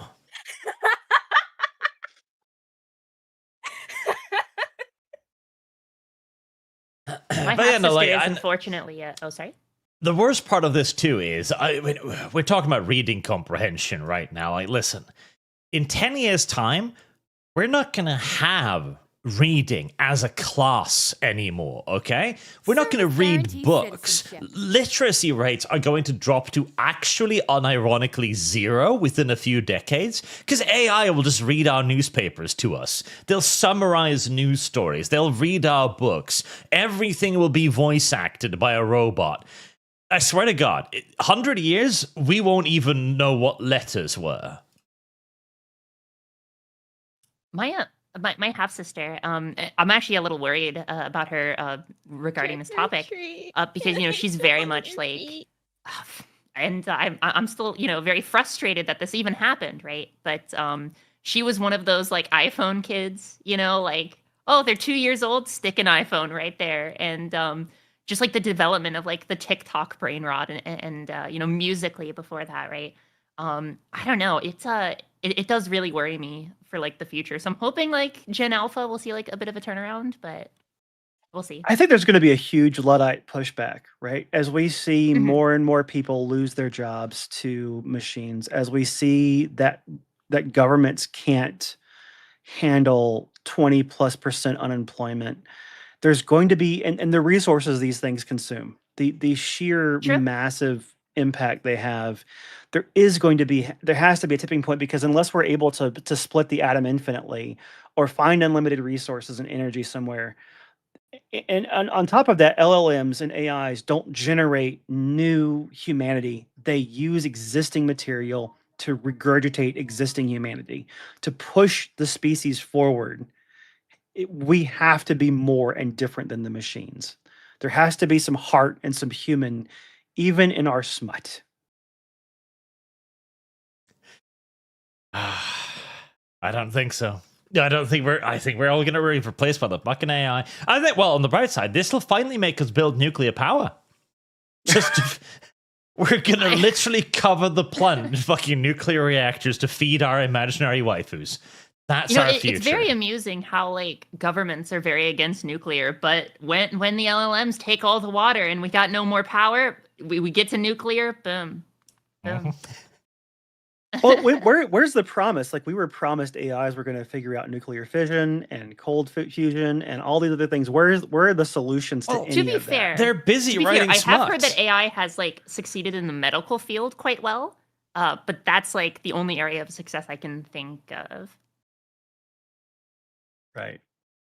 Yeah, like, okay, so we made many assumptions about AI. Every single one of them proved to be incorrect. All of them. We believed that AI would be like a revolutionary breakthrough for science, that it would help us to do math and all these kind of things. But the thing is, the AI thinks purely logically.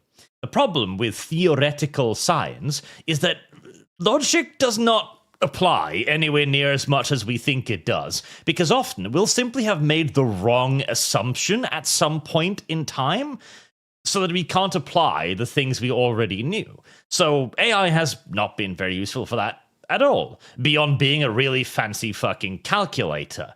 Meanwhile, what AI has proven incredibly good at doing is art and writing and music.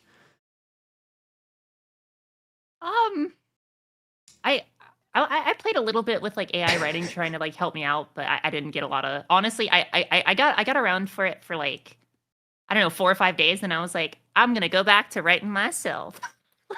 That's kind of that's kind of where I went. Yeah, the AI writing is a bit. All right. You ready for your AI rant from somebody who's in the business? Hell yeah, get ranted. Yeah. Okay. So first of all, let me address what you just said about AI writing from both sides of the fence. So Mark Lawrence, who's a famous fantasy writer, famously did a test recently where he had real world-class authors versus AIs write flash fiction. And then they had humans try to determine which was the AI and which was the human. And no one got it right. Like, there are aspects of AI writing that are as good as humans. And that makes sense, right? It's a prediction machine built on this theft of the plagiarism of the humanity's soul, right? It's a massive theft on a scale that no one can argue with. However, right now what we're seeing is that there is a testing bed where people are trying to create all of this AI content. But here's the catch, and here's something to remember for those of you who are really dark and doom gloomy about this. AI has been tested, or AI has ingested everything humanity has ever created and continues to do so. And the LLMs and the models that we're working with today are trained on that data. And what we're seeing is that they work on there is an averagism. It's not, now the AI bros will tell you that you can tune them and you can tweak them, but there is an element of sameness that comes out. And what we see in writing is, because AI struggles with something called attention, when you start getting into novel length prose, you're going to, like, for your audience, when you go to Amazon, look at the reviews. If you see a novel that has a review that says inconsistent, chapter repeated itself, character forgot X, Y, and Z, character did this, that's an AI novel, or that's an AI tell. because what's happening is someone is giving an AI a prompt and then not reading their own fucking work and editing it. And it's happening every day. It's flooding the markets because people don't want to give a shit. But the truth is that AI can't do continuity in the way a human can with human attention at this point. So if you care about quality, if you care about the work, humans are still ahead there. AI can assist, AI can create art, AI can do all of these things, but there's still an element. If you know your work, you know your soul, and you put your effort into it, you're still going to be superior. You're going to produce a better product than some AI bro who goes, hey, I'm going to push a button, generate 100 novels, and flood Amazon with that trash. And there also comes in another one of the big problems, the flooding of the marketplace. Because the story you talked about at the beginning of the stream here about being published as an author and how damn near impossible it is, like, that's only going to get worse as the quantity of stuff on the market grows exponentially at this point. And even the things like self-publishing, like Amazon, which has been an enormous gift to many, it'll have to undergo the same kind of transformative theoretical quality check system that we are beginning to see on YouTube slowly but surely. Where YouTube, to their credit for once, realized quite early that if they let AI-generated content just run amok on their site, they would destroy their server infrastructure. You have accounts uploading like 4-hour videos of heavy 3D AI rendering of 40 gigabytes a pop up to YouTube like 3 times a day. Okay, this is clearly not sustainable. Well, it's also not sustainable to have AI output it and AI consume it. Where's the human? If the human has no capital, if the human has no time, if you take the human out of the loop of your soulless consumerism, and where is the revenue? Where is the benefit? How do you make money? Well, there's the other fun thing as well, because this comes back to the usage of bots and how prevalent they are on social media today. So you do end up in a situation where you 3D generate AI content to be consumed by bot farms running scripts of 200 phones in India somewhere. It's just it's called a circle jerk. It's an infinite circle jerk. Now, here's something to do with the books, right? We have a review system on Amazon where you can go in and add stars and you can add comments. And what Amazon does is it serves up the books that have more comments and higher star ratings. If you generate 100 AI books, how many of those are humans going to be able to read and give stars to? So, and here's another thing. Amazon throttles pen names. So if I, as Adam Lance, went in and said, I don't give a shit about my soul, I just want to make a buck, I'm going to generate 100 novels every month, Amazon would throttle those individual novels so they're less likely to be viewed by a consumer. The cost to produce a 100,000 word AI novel is between $50 to $150, depending on your credits. You're spending more money than you're making. It's diminishing returns right now. But that's where the consumer market matters. Going in, guys, if you're a reader, if you're a YouTube watcher, go in, give us comments, give us likes, give us subscribes, give us stars, write reviews on the books you genuinely like, because that's where we can stop the slop from overwhelming everything else. Until we figure out how AI makes comments. Well, it can, but you have to buy a KU account for that, right? You have to buy the Kindle Unlimited account, or you have to buy the book. You're spending money to leave that review, and then you talk about diminishing returns again. If I'm generating 100 books and I need 1,000 reviews to make money, am I going to spend $5,000 for the chance to make 6, or am I going to make an AI bot that goes and plays the stock market instead, right? So there are some markets that are less likely to have this insurgency succeed. That they won't. Well, it's also that interesting aspect of the competition of it. So this is something we've been seeing on that cursed platform known as Twitch for absolute ages, where the people who are at the top get lifted up onto the front page. They get more views, they get connections, they get sponsorships, they get deals. And so what we've started seeing now is more and more leaks coming out that a truly absurd number of these people are just using bots to increase their own views. In some cases, up to like 50-60% are just bots. And then we don't even have to worry about just like, okay, like what else? Because now, if you use bots, suddenly, to everybody else, to Twitch's algorithm and to sponsors, you look twice as successful as your competition who isn't using bots. And so you gain way more advantages. I imagine this exact same system is probably going to be put in place on virtually everything at some point, where you can go, oh, look, I have a wildly successful book series. Look, 5,000 reviews. And Amazon, like, oh my God, we have to promote the hell out of this. People clearly love it. So the way Amazon works, you have to spend $50 before you can leave a review. That's a good system. So for Service each bot that guaranteed you want to be able to citizenship. do this, you're putting some money in there, right? And if you're leaving 5,000 reviews, you're spending $250,000 to be able to manage that bot farm. What makes more, if you're an AI bro who's going to do this, who's going to play the system, are you going to try to take on Amazon, who has the most aggressive anti-AI tools in existence?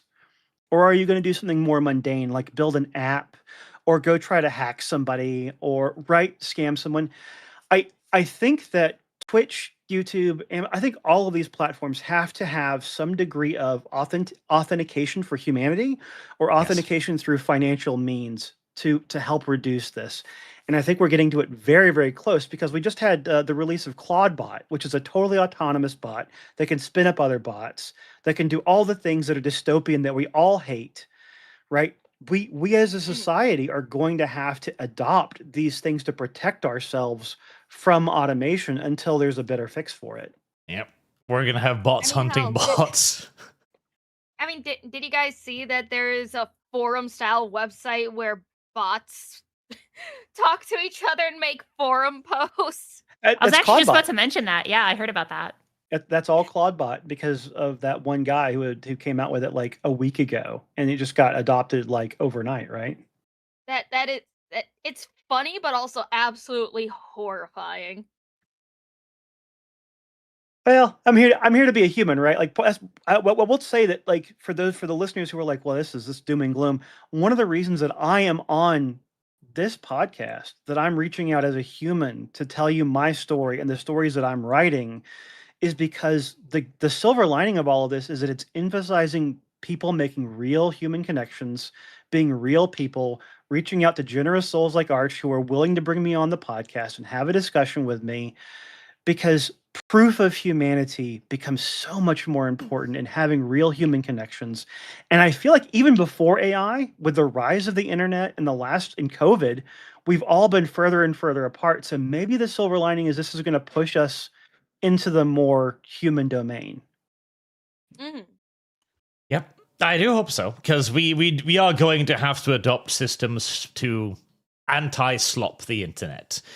Don't know what those systems will look like just yet, but we'll have to figure something out. Yep.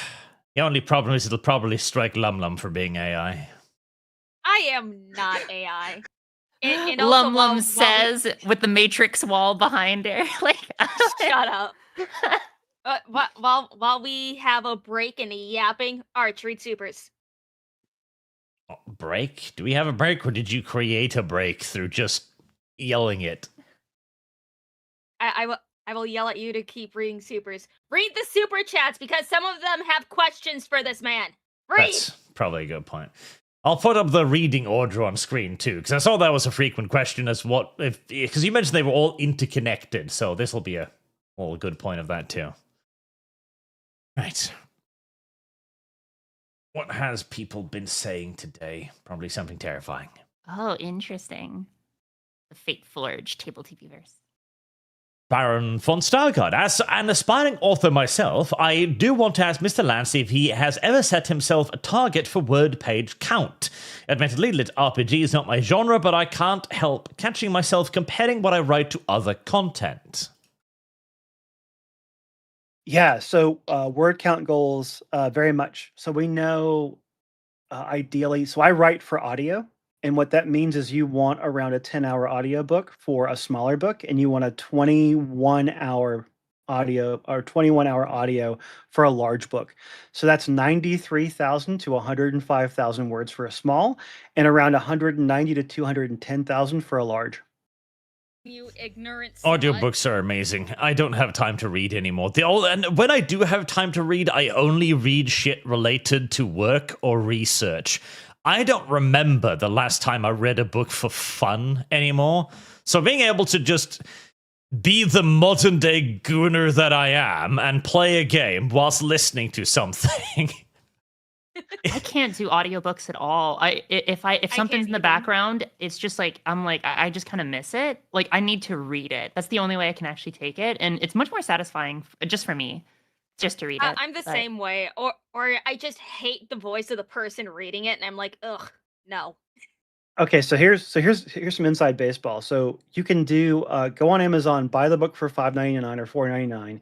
You get the audio on discount. So you get the audio for $3 or $4, which would normally be 60, right? So you get both. Oh, wow. And then you can do whisper sync, so you can read them, and then you can listen, and you can go back and read them. You can do all of that. It's a really cool ecosystem that works fairly well. And the other inside baseball piece is that I have a relationship with our narrators. So we have at Pivot Press a narrator named Arya, and I write scenes to make her laugh. And I write scenes based on accents that she has come to me and told me she can do. So I tailor the female characters for my narrator. And let me tell you, like when you work hand in glove for narration, it changes the game. You know what? That's fair.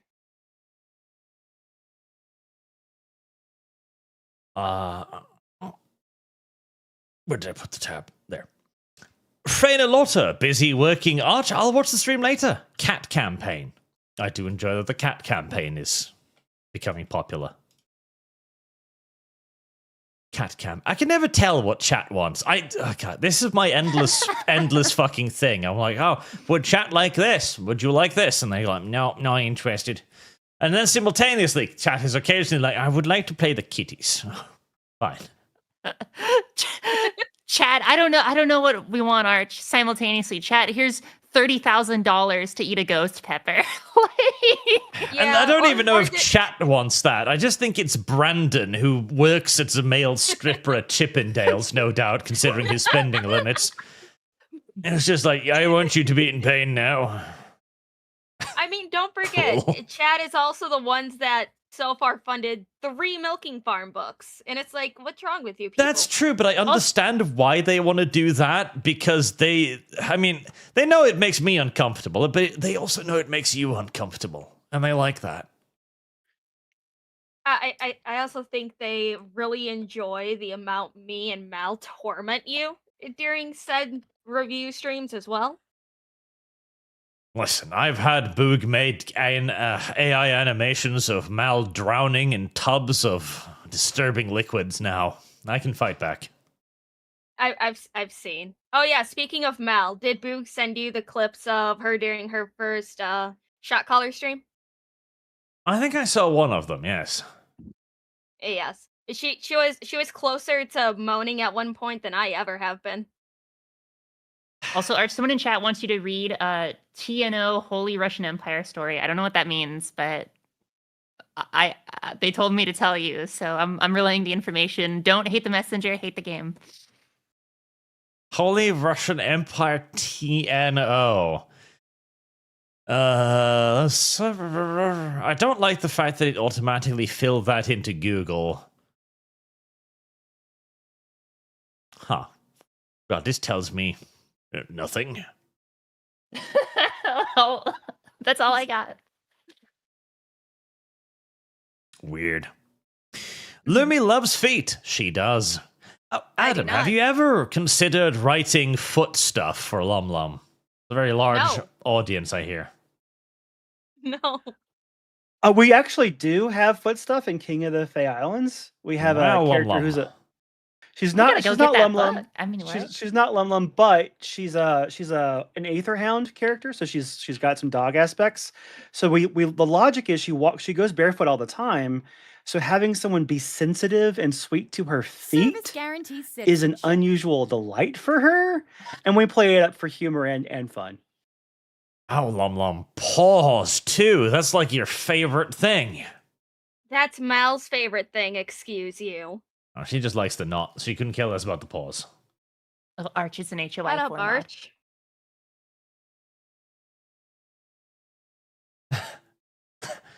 Oh, God. What? As we talked about needing to leap in front of the Lum Lum hand grenade previously. No, no, no, please, Lum Lum, no. This is so sad. What the fuck?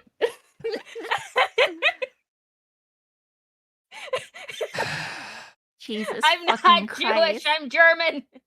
Yeah, I Well, know. That's the time to hit problem. the old dusty trail, you guys. It was a good stream while it lasted. I'm out of here. Condemn the Lum Lum. Condemn her vigorously.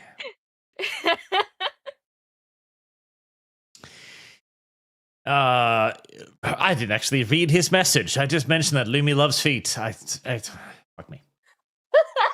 Hello, Lum Lum. Hail, Arch. Greetings, rest. Arch, please remember that when challenging Lumi to a sword fight, she will still bring her 357mm handgun. It's true. Just do that. Oh, did you see the 350mm handgun picture that I forwarded to you? I did. That will forever be one of your funnier, naturally retarded moments.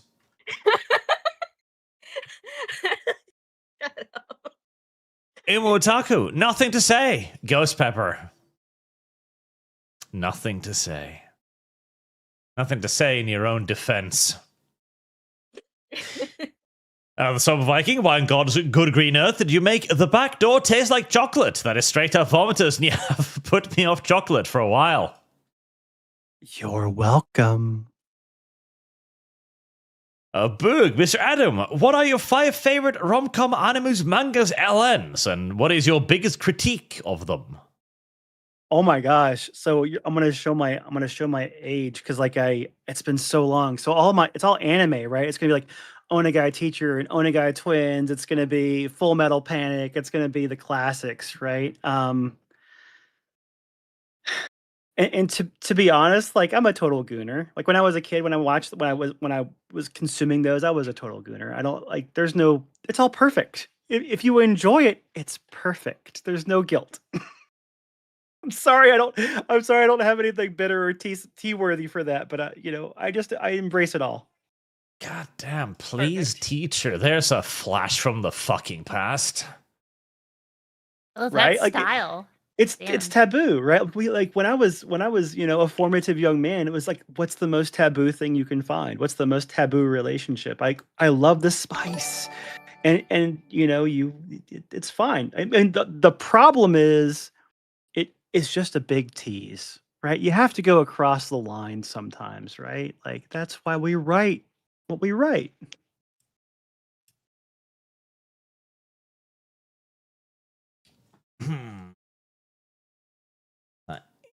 God, I think my first one I saw of this was an anime called Girls Bravo. Oh, Girls Bravo. It's quite the thing. And it was my first introduction to Japan. And I was like, wow, this is a very fun and engaging continent.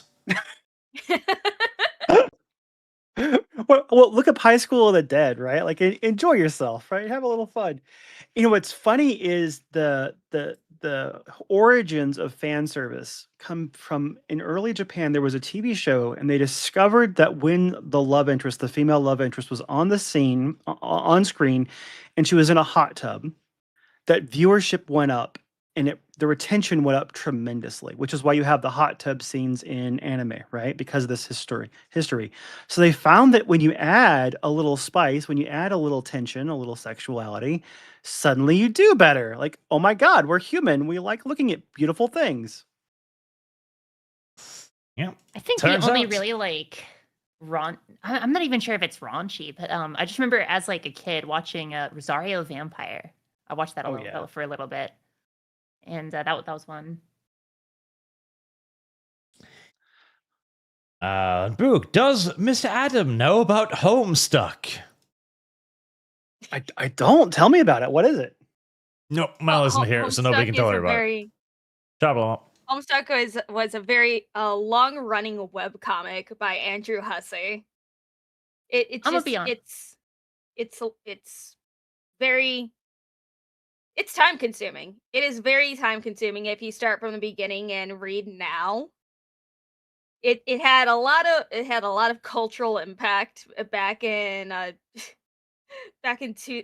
2010 to 2016 was when its high points were. Like I don't know how to properly convey it. Just it's possibly getting an animation, but also the animated pilot that was released was absolute shit compared to the actual webcomic. But I still highly suggest people read it before they decide to watch anything. Just It was a popular just Zillennial great. webcomic that a bunch of cringe people on Tumblr took way too far. And that's pretty much what I gathered. I just noticed what you brought up on Gwimbus gifted that game to me. Everyone in my community knows I have a policy of not denying games. I do not deny games if they buy them for me. There, Lum. I have not played that game once. You can even check.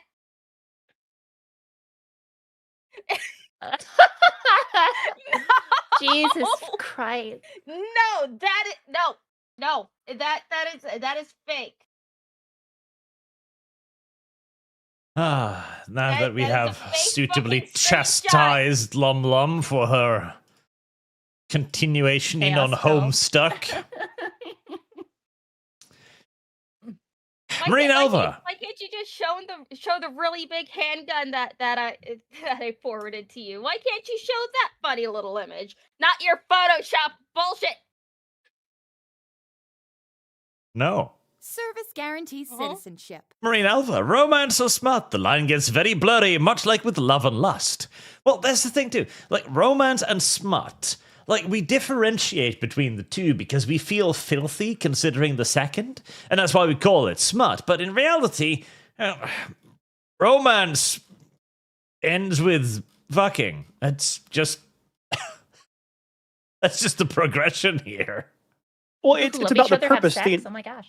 It's the intention too, right? Am I writing a story where sex is the point, or is sex the bonus? Right? Like, it's a romantic story if love is the center, if romance is the center, if the relationship has more to it than whether or not they will bone and how they will bone. And I think there is nuance and there's room for discussion. But I think that especially we're talking about men who consume content, reading content, right? As we've been talking about, you can go watch the Hub anytime you want, right? So there's a desperate need for connection. And that is romance. Yeah, it is. Real. Marine Alva, if the Ghost Pepper Fund is a 2,000, I expect the entire ArchCast to join in. Ooh. Well, then get some Ghost Pepper salsa to eat with quesadilla and sour cream. What the hell did you just say? Quesadilla. Quesadilla? Shut up, Lum. Quesadilla. No, you already with say a Q, so it's quesadilla.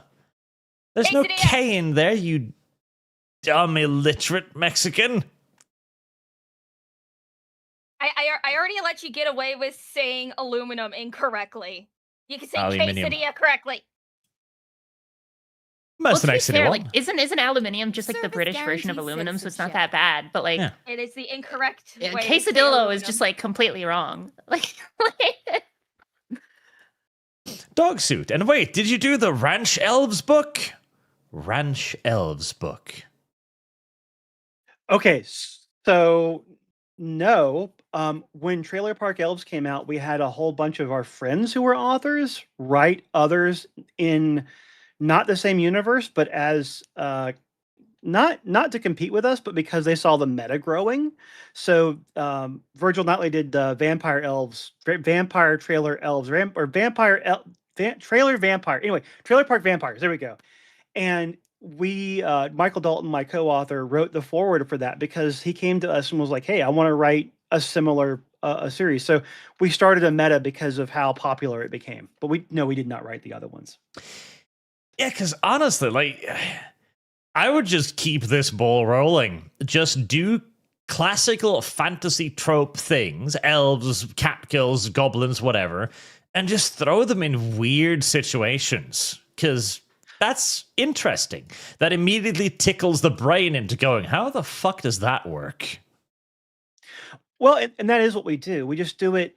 I would get bored if I wrote, Trailer Park Goblins and Trailer Park, Service guarantee Wombats or citizenship. whatever, right? That would be boring as hell. But what we try to do is take familiar stories, the Conans or the Civilizations or whatever, and put our own unique spin in them with humor. Yeah, like instead of just screw the trailer park, that's like our setting. Take the fantasy in our world, like Roman elves or something. I mean, hey, I'm willing to do it. If you're fans, like if you guys can come up with a consensus, do a poll, give me enough votes, I'll do it. Right? Let's do it. Give me You the don't want to ideas. listen to my chat. It's not full of sane people. That's our people. Like, read Trailer Park Elves. Come on, man. We have a anyway, like you guys have read it. You know it gets crazy. I love insane ideas. I don't trust Also, my Arch, chat. I think you forget. Chat reflects the streamer. No, they don't. Yes, they do. Yes, Arch, they your chat do. is They asking reflect me you. again to get you to play Spec Ops: The Line if you haven't already. I'm sorry. Don't hate the messenger. Hate the game. I don't trust chat.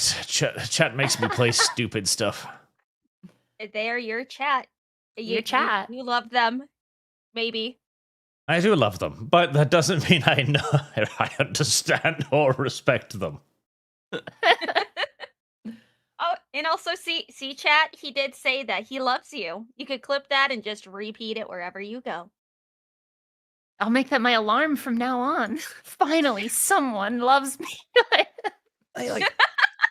This also, by the way, is at the core of a lot of Japanese manga as well, where they just do off-the-wall shit. ready Like, to I wrap was Yellow reincarnated Nurse as a buttery- vending buttery machine in bun? a dungeon. Like, okay. Well, one of the most popular not most popular, one of the popular lit RPG novels of 2025 was about a vacuum cleaner or Roomba. There you go. Based. I kid you not. Like it wasn't like top 5 for like 6 months, but it was definitely popular just for the novelty. I remember a light novel in which our isekai protagonist gained the superpower to, no shit, summon the Second World War German army. You ignorant slut. And that's what he did. So whenever he needed to take over a castle or something, he just summoned out a fucking 357 millimeter rail gun, and the rest was history. The Japanese have that ability that because we don't have this ability in the West. We're too stuck in our ways. Everybody's trying to do the same things. Everybody's writing Superman, but variations of Superman. I mean, many of the recent animated successes, like Invincible, for example, is just like, what if Superman was like a bad guy or something? Oh, very fucking cutting edge.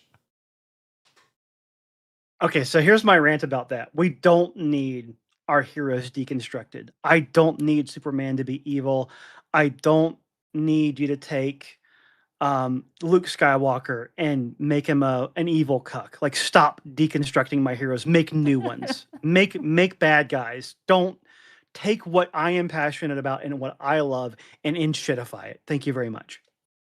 I just thought it was great that like they took Luke Skywalker, a character that everyone loved, and made him into like an old hermit asshole that no one likes. I just thought that was a fantastic decision on the on the writer.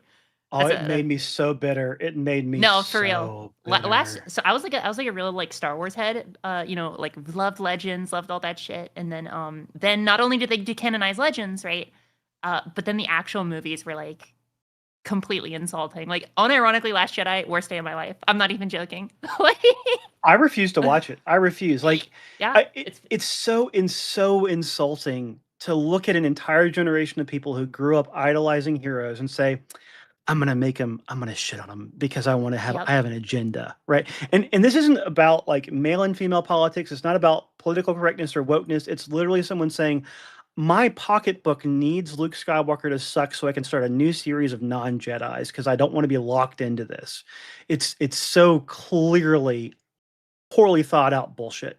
I think if your like work relies on the subversion of expectation for the sake of subversion of expectation, and that needs to be like looked at, right?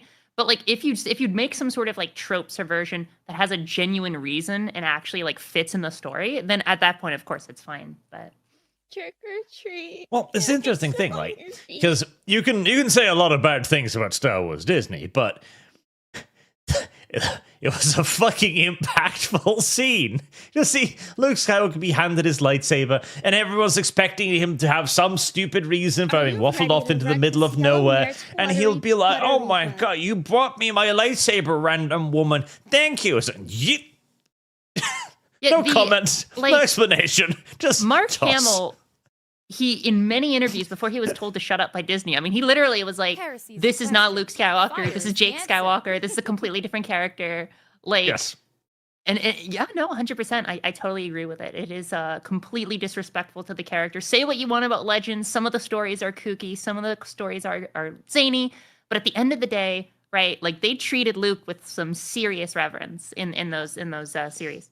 I 100%. The Legends series is like there are so many of them that are just iconic. Mara Jade, like for real, so much goodness. Like, don't be afraid. Recast Mark Hamill, that's fine, but don't deconstruct him. Like, let him be heroic, right? Like, let Superman be heroic. Make new characters, give them new powers, give them new stories, right? Like, don't. Yeah, we had the Clone Wars multimedia project before it all got retconned by the 3D era that had like all of these new Jedis and new characters and seeing like how they interact and all these new villains like Dirge and Asajj, right?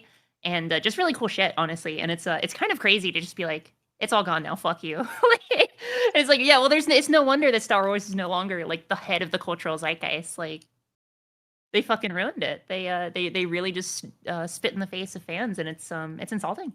It really is.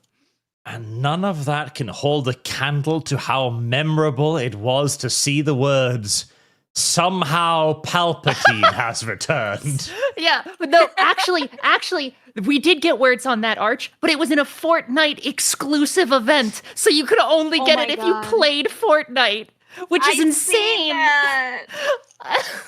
It's absurd. That is such poor planning on their part. Fuck my gay quirk chungus life. Okay, god damn it. Oh my god.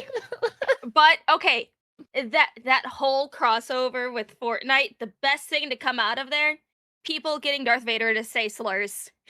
Yes. Yeah, asking Darth Vader like stupid questions is pretty amusing. AI James Earl Jones saying awful things. Yes, that will never go away. But we definitely do have this problem where we don't even invent new heroes anymore. And the reason for that is because the success rate is so unfathomably low. We're talking 0.0 something percentages. And so instead we just go like, what if Harlequin was homosexual? Let's make a 5-season series around that. And that's all it is. It's just Harlequin being gay for 5 seasons. I could see Harley and Ivy actually getting together because they were like decently friendly, but I always found it kind of weird how the Harlequin show, or I don't even know what it's called, ready to Harley Quinn ride show, I don't this know. yellow But mare's they fluttery, like, to my fluttery knowledge, butt? it was basically kind of like a lot of the show was sort of like a rejection of like what Harley Quinn was. And so as a result, they kind of made this relationship feel way more forced than it could have been. So it's a deconstruction of a hero, sort of. In a villain, I'd say. A deconstruction of a villain, but people like her for being a villain. Right. Oh, did you see the most recent art of Harley Quinn that looked absolutely nothing like her? And All I remember is even the one where people she's on like the left were farting. like, "Ugh, don't never bring up that comic again." But essentially, the new design for Harley Quinn is so different. Even people on the left are just like, just make a new character at this point. This isn't Harley Quinn anymore. You speak of shaved young boy Harley Quinn. Oh No, my That's not this Harley is Quinn, newer. is it? You're What? lying, No. right? This one is Like- newer, Arch. This one is way newer. Oh, let me If see. there is a new one, I don't want to know about it. I don't know. No. I don't need to know. I dislike that immensely.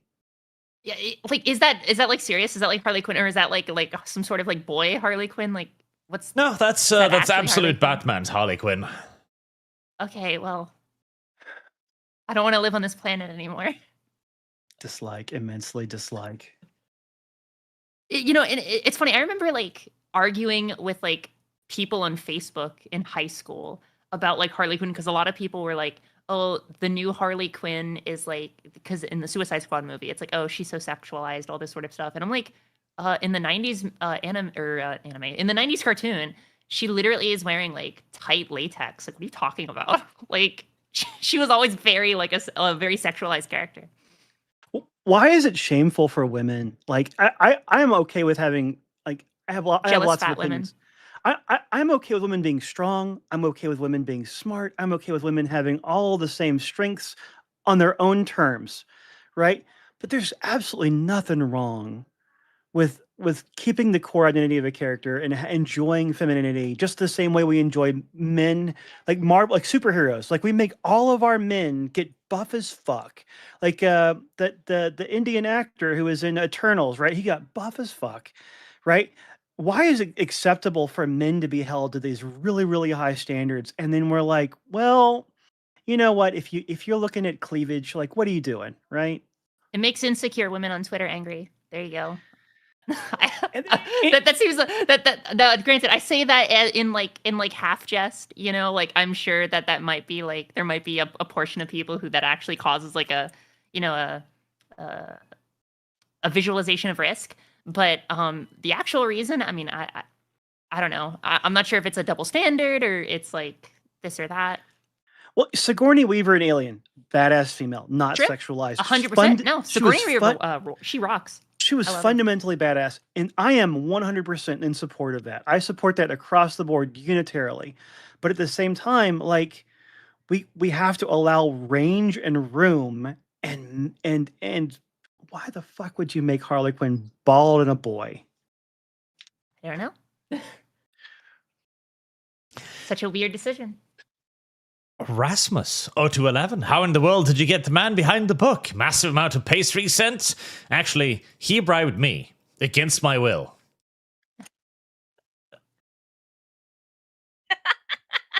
Adam actually wrote real Trailer Park Elves to manifest themselves in Arch's dreams, okay? Because Adam is a master of spirit projection. He See. hasn't said No, that, but it's- I'm revealing his power level here, okay? No, it's more than just that. He sent over an actual trailer park elf over to Arch. It's like a mail order bride. Occasionally, not even occasionally, like 3 times a day, I receive emails going like, hey, I would like to do sponsorship. And it's always something terrible. But I saw that one. It's like just literally titled like author of Trailer Park Elves. Like, that's a scam email. But eventually, I think, okay, maybe.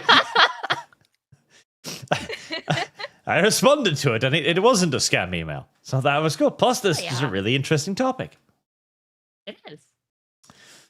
See, he even asked me, well, what do you want for like a sponsorship? I'm like, I don't fucking know how to price this shit. I never do it. I was going to be like, hey, give me some free books. Give me a cameo in a book, and I'll do it. That was going to be my ask. Well, like like when we have an opportunity to talk to someone who's going to give us a new audience and who's going to let me talk to your audience, right? Like, it's just in my nature, right? It's just who I am. I want to say thank you. Money is my love language. Gifting is my love language. Like, your time has value. Your audience has value. I want to respect you and your audience, right? Why would yeah, like, it's totally, I mean, yeah. Oh, that's so wholesome. That's too much wholesome for Arch. He would just combust into flames. I mean, I'd like to think Arch is like a chocolate, like hard outer layer, and then like a soft nougaty center. So, and Adam, that was a soft nougaty center. I feel that was a soft nougaty center moment. I feel. Yeah, yeah. Honestly. I mean, I just went on a rant about how I want heroic good men who are good parents and good dads, right? Like, I am. I'm just nougat. I'm just all nougat. Aww. Bella Torpo High God failed, but have you checked out Deadlock? Once. It was I don't like the designs. The designs are fucking awful in Deadlock. You guys don't trust Jeff Keighley and Highguard? You gotta play Highguard, become Keighley's angels. Oh my god. Tunishi, eat the ghost pepper, you Dane of the fjords. The more you complain about it, the more the audience will throw money into the pepper fund. But why though? How did the human substitute Rancor? I will regret this. I am innocent. What is a trailer park elf? Is it a chav elf? It's a trailer park elf, not a chav. There's different flavors of those. We have trailer parks too in Norway, by the way. It's a very, it's a weirdly popular thing. You think because it's cold, trailer parks would be like harder to kind of come by in Norway? I don't know. Are they more glamorous than the Norwegian prisons? No. They're, if anything, more basic. See, I don't get why people just don't get arrested on purpose at this point.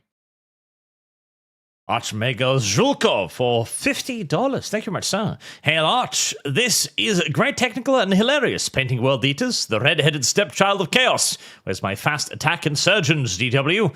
Of course, Lumi loves that thing site. Ghost Pepper Fund. That thing site? I don't know. AO3, I believe. Feet.com? Oh, yes. Yeah, No, the fuck AO3 you. has a pretty dark reputation in the fanfiction space, I'd say. I'm not saying it's all bad, right? But I'm just saying it does have a reputation. AO3 gets criticized by the normies for allowing anything that isn't like actual illegal content. It's like, as long as you tag your fix properly, no one can get your fanfictions taken down unless it's, actual heinous bullshit that is actually fucking illegal.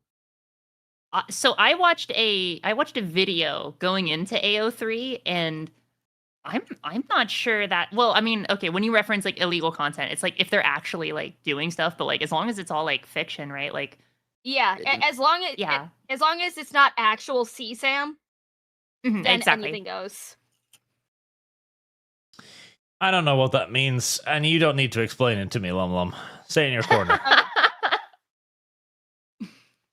Most nice, dog suit. I've had ghost pepper. Too mild. See? It's for babies.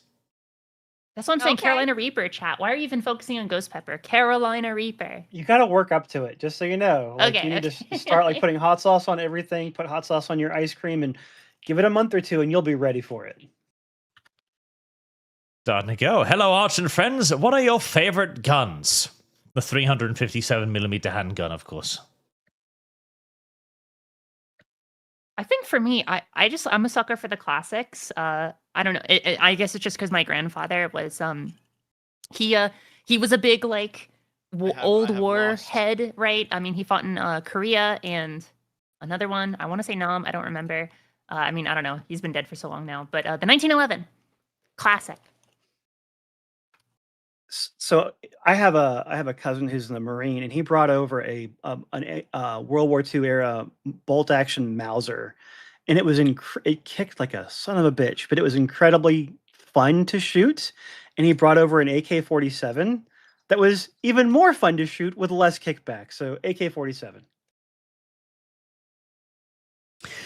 For 12th, Kadia, you have Sapporo Ramen Bar at Vulcan in Oslo. Good food. Also, Neo Tokyo in Oslo have instant ramen. They have a website so you can order online. I don't live in Oslo. Fucker, that's 2 hours away.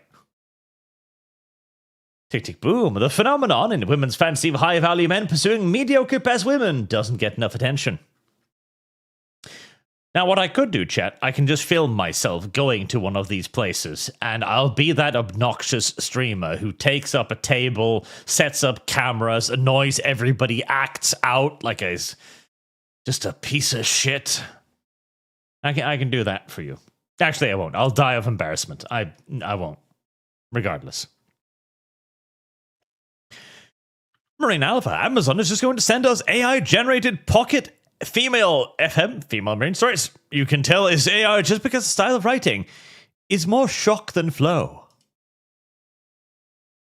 Hard to go. Hot take, Sig P32 did nothing wrong. I don't know. That is a spicy take.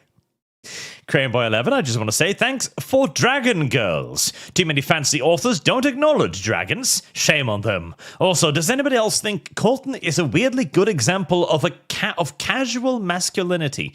No, I actually think he is a good example of casual masculinity. I can see that. He's a wonderful example of how nice a man can be if he receives frequent blowjobs. This is a lesson that society must learn. Yes. Well, I think if we reward the opposite of toxic masculinity with blowjobs, then suddenly you're going to have a lot more of that, right? True. Marine, the male at this day and age is easier to get laid than it is to get in a relationship. More affordable and accessible too. That is sadly true in many cases. Brandon, if you think Milking Farm is weird, look up The Story of O, Arch. It's a story and was written by a woman. The Story of O. Oh my God, yeah, that's a classic. Just like The Claiming of Beauty by Anne Rice. Both of those are really intense BDSM themed erotica. Lum themed erotica. Lum, what was The Story of O like?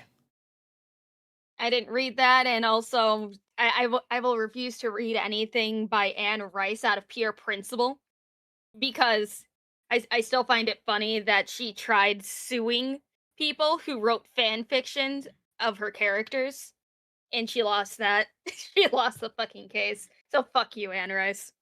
The French government brought charges of obscenity against the book's publisher in 1955, and a ban on publicizing the book or selling it to minors lasted until 1967.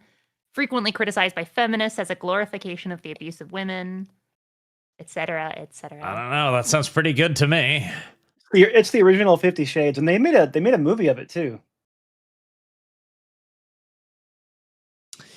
Look, I just want my male counterparts to do awful things to me, okay? Consensually, okay? A beautiful fashion photographer called O, who is forced to become a sex slave to a secret society of men. Based.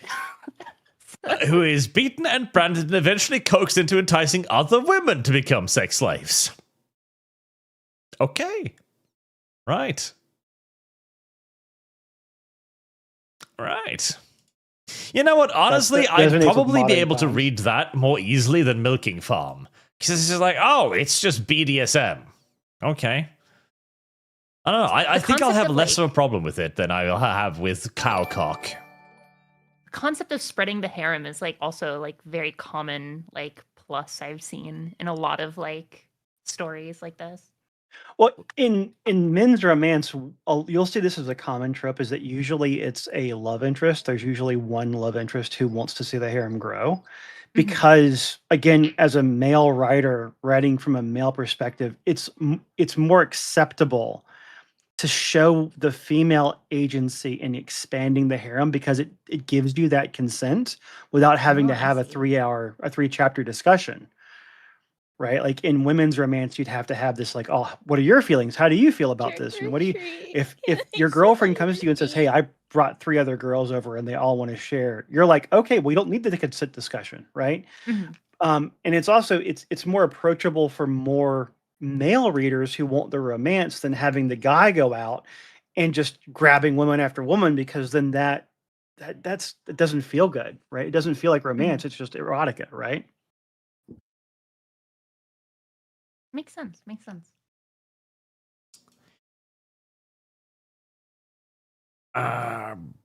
Brandon, if you think Milking Farm is weird, I read that one, Brandon, you little homosexual. In fairness, Art, ask your guest to write something about muscular female orcs. An untapped market.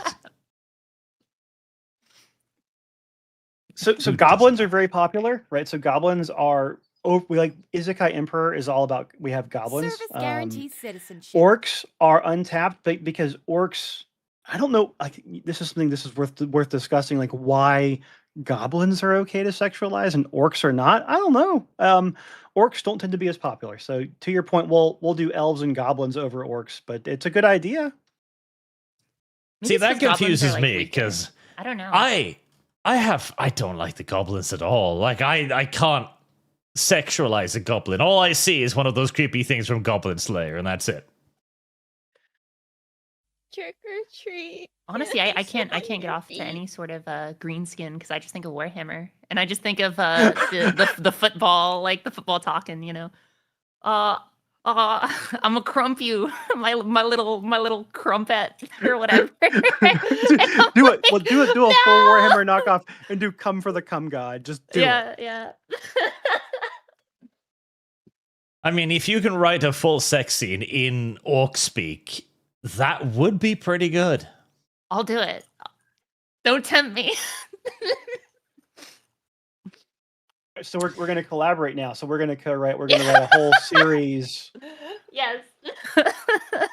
Bet. Let's do it. Oh, babe. Good lord. Lord Kamina 2. Men want our kinks shown in unique and interesting ways. There you go. That's what they wrote. Grace Soul 81. Women-focused spicy books are gross. Men-focused ones are good. Obviously biased being a dude. I mean, yes. Well, I don't know. We have 2 females here who are both like, yeah, no, this was better than the Milking Farm. So I don't know. I think the Milking Farm might just be kind of awful in its own special ways. I to your point, like each audience needs to have, like I celebrate every audience who's willing to read a book. Thank you for reading words. Thank you for whatever you read, right? I'm not going to yuck anybody's yum, but I will say that like male readers tend to, of men's romance, want the romance. Women readers of women's romance tend to get more extreme. That's pretty objective, right? Doesn't mean it's bad. It just means what it is.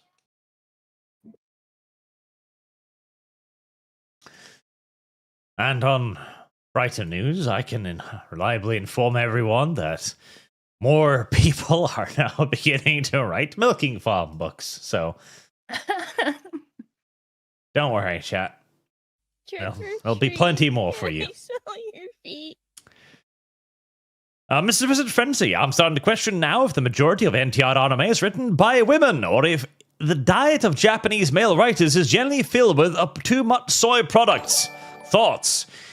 I must admit, as much as I do enjoy NTR because it is some of the funniest fucking fiction out there, I rarely investigate the authors. I think the sole example... Okay, the reason why I own a game called... Let me see, what the fuck was it called? There we go. The reason why I own a game called Trap Yuri Garden... Okay. with 0 hours in it, never installed, is because the creator of the lesbian NTR game had no other way of supporting him, and I felt morally compelled to be like, dude, this is the funniest shit ever. I want to give you $5. So now I own a Trap Yuri Garden. And I still don't know, by the way, if the trap is that the girls are boys or if the boys are girls. I don't know, and I'll never Or maybe know. there's a garden filled with traps, like physical traps, and there just happens to be Yuri in there. Maybe. Like, it'll forever be like Schrodinger's gay, not gay in my library. But just remember, you bought it out of love to support someone who needed it. So your kindness is furthering their creativity. That is true. Especially as supposedly the Yuri MDR game sold like crap. We have no aesthetic appreciation of art, chat. Brandon, if you want an interesting harem story, Sexy Space Babes was a good one. Justifies the trope with aliens having a 5-to-1 ratio of women to men and women's role swapping. Was a fun read. I clearly need to get deeper into this genre of literature. Dragon Bell half said his question to the gentleman, can I play as a dragon? And can I have an elf princess waifu?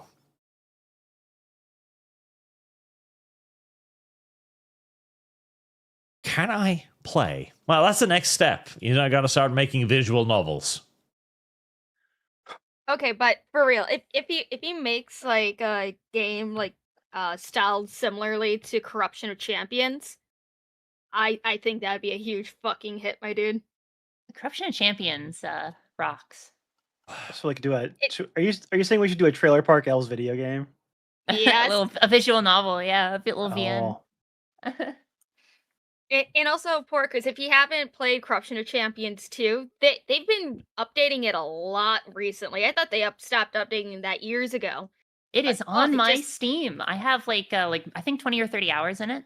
So yeah. I don't Solid remember how stuff. many hours I have in it. It's like Kasira it's is best good. girl. And I'm not biased because of what she's packing. Anyway, we're not going to talk about You know that. what? Fair. Very fair. How many hours do I only have about like 12 and a half hours played, but I haven't finished the story yet. That's fair. No, I keep making like new characters and like doing different things because I'm like, ooh, I feel mean, bad there's for taking certain achievement- routes. There's achievements locked behind different species too, and I'm like, ugh, I gotta get them. Boog, Lumi played Uma Musume for 10 days, then dropped it. Weak. I did because I don't like gacha games. Zombie Katrina for Lum Lum to read Amazon Elves. I'll read Amazon Elves. Okay, so let me tell you the pitch of Amazon Elves since you brought it up. This is an opportunity. So in Isekai Emperor, which is set 20 years before Amazon Elves, we have the main character he's Isekai'd over. He becomes the king of the goblins, and of course, for various reasons, this is a breeder book. So for various reasons, he's got to have a couple 100,000 kids. So that happens. In Amazonian Elves, two of his sons go to this island that's been ravaged by war, and of course they're badass elves. And when we were writing it, when Leon and I were writing it, it ended up being a lot more serious than I thought it would be. So like it's meant to be a companion of yet another series called King of the Fae Islands, which is hilarious. It's just humor. This one is like surprisingly serious. Just for a warning for anybody who reads it. Of course, it should be. I want dangerous Amazon Elves. Blaze Stone tipped $50 on Streamlabs. What women thinks men lit RPG is gender-swapped woman lit RPG. What men's lit RPG is thinly veiled excuses for romance, emotional intimacy, and being appreciated. Homestuck and Ghost Pepper Fund. You ignorant slut. Many such cases. I don't think most women are aware that men's romance exists. Like it's not on TikTok. It's not, you just discovered it a year ago. I think that it's our responsibility to get that shit out there. I'm more than sure that my ex has read a couple of your books just because it's like he loves like this sort of shit. He loves like men's romance and all these sort of various like types of things. So I'm willing to put $5 down on it. Like, Well, thank you, Mr. X. I hope it's a very amicable X in that case. oh yeah, no, we're still friends. Hexy, Helen of Detroit. Now there's a movie I'd go to watch. No, seriously, no, fuck it. Let's not destroy the Odyssey. Let's instead have a brand new story about a couple of gangs in downtown Detroit. And one of the lieutenants of one gang cucks the leader of the other gang by stealing his wife. And now we've got groups of gangbangers just besieging each other's territories. See, that would be funny. I'd like that. That would be fun. Why can't we do that instead? I would tell you some of the dialogue that's currently playing through my head, but I'm pretty sure it would get me demonetized, so I shan't. Oh. Tonushi, modern entertainment has gone so woefully political that it's actively and deliberately anti-aesthetic, where male or traditional interests may lie. Yes. Lumi loves feet. She does. Lum's romance books just need 4 to 5 foot scenes. Yes, with just varying types of feet. You know, hooves, elven feet, paws. That's all she cares about. No. Boog, Miss Adam, have you read any of Bunkololi's work? Tanaka the Wizard, Nishino the Boy at the Bottom of the School Cast, Sasaki and Peeps. I have not, but if you are on Discord or want to send a message and give me those titles, I will look them up. I will ashamedly admit that I write so much that I have very little time to read these days, but I do appreciate all suggestions. Greza Gore's Eldritch Penguin, writer question, how do you get into the headspace of both sides of a relationship? Do you hyper-focus on one side and the other is shallower? So you have a main character, right? You have a POV character, a point of view character. In our books, we do male. Sometimes it's first person or third person. And I base the female characters on women in my life or who've been in my life. And the goal is always to understand the objective of the reader experience. Like if it's a humorous book, yeah, we're going to have people who have really weird quirks. But in most cases, I want the love interests to be more well-rounded and more have a deeper personality than the main character in most cases. And here's why. Like you want to understand why the main character is attracted to this person and has feelings for them. And you don't necessarily want me to tell you every single nuance and emotional detail about the male character because you're kind of embodying him as the reader. So honestly, ironically, we spend a lot more time working on making the love interests deep and meaningful than the dudes in many cases. You ignorant slut. That is the way. I don't give a shit about the male character. He's just me. Fuck him. And that's right. Like if he's going to be a self-insert, I can't give you, there's no political ideology. There's no religious or like, I'm going to give him a moral background because all of my characters have a moral background. I want that. I want my readers to identify with a certain morality. But beyond that, I want you to be able to read the story, pick it up and say, I would make those decisions too. Oh my God, this woman is fascinating. I understand why, like it just makes more sense to me. Yes. Boog, what is society's role for a bull with 20 inches? Law enforcement. Simple as. Enforcement is something, all right. Grezigor's Eldritch Penguin. Consistent world building is the spice of magical fictional world. Break that and just becomes the writer said so. People deny it until they see the results of it in their favorite worlds. Yes, correct. When you are creating a universe, you can introduce into that universe absolutely anything and everything you want. There are no limitations at all. But once they have been created, once you have introduced them, they must remain constant and as unchanging as possible. So you're talking about lit RPG in a lot of ways there, right? So when we world build, one of the gotchas with lit RPG is we introduce systems and rules around the magic, right? Like we're talking about like any kind of other mainstream fantasy, Brandon Sanderson or whatever. And you have to have, if I list things in my inventory 2 chapters later, that same thing has to be there. And that's where polish and humanity comes in. We talked about AI earlier, right? What can AI is it poor at? It's really poor at inventory management and power management. Let me fucking tell you. So we have a team of alphas and betas who go behind me in our lit RPG books to say, hey, Adam, he had 5 fish, not 4. Like, you got to be consistent with everything here, man. So I get the most ADHD, beautifully mildly autistic people that I can in my Discord, and we go over it with a fine-tooth comb so that when you read it, it's effortless. Yep, that's a good way of doing it. Marine Alva, in feudalism, sex is politics, and vice versa. That's true. Blaze Stone, so in simple terms, women want to feel the porn in the book, whereas men want the logistics of the emotional work done to feel like the romance has been earned before the porn. Goes Pepper Homestuck Fund, as Archly will live homestuck and complain. I'll complain regardless. I see no reason not to complain. Ghost Pepper Funder. Alex Anderson, this is my jobless reincarnation. Is so good. The world building and the characters are amazing. The plot is vast, and to top it all off, after lengthy build-up, the dude gets the girl and bones her. There you go. Payoff. Mr. Twisted Frenzy, this is starting to make a lot more sense to me on a personal level. For at least 3 years now, I've watched recap videos on YouTube on multiple different isekai mangas and anime, and I'm still not bored of it. Doom 2016 fund. No, like, I do believe that there are absolutely such a thing as basically evergreen concepts. You just have to tell them in slightly different ways. Now, that can be overdone as well, like the current focus on isekai, where half of the roster of anime every fucking season is just isekai, but oh well.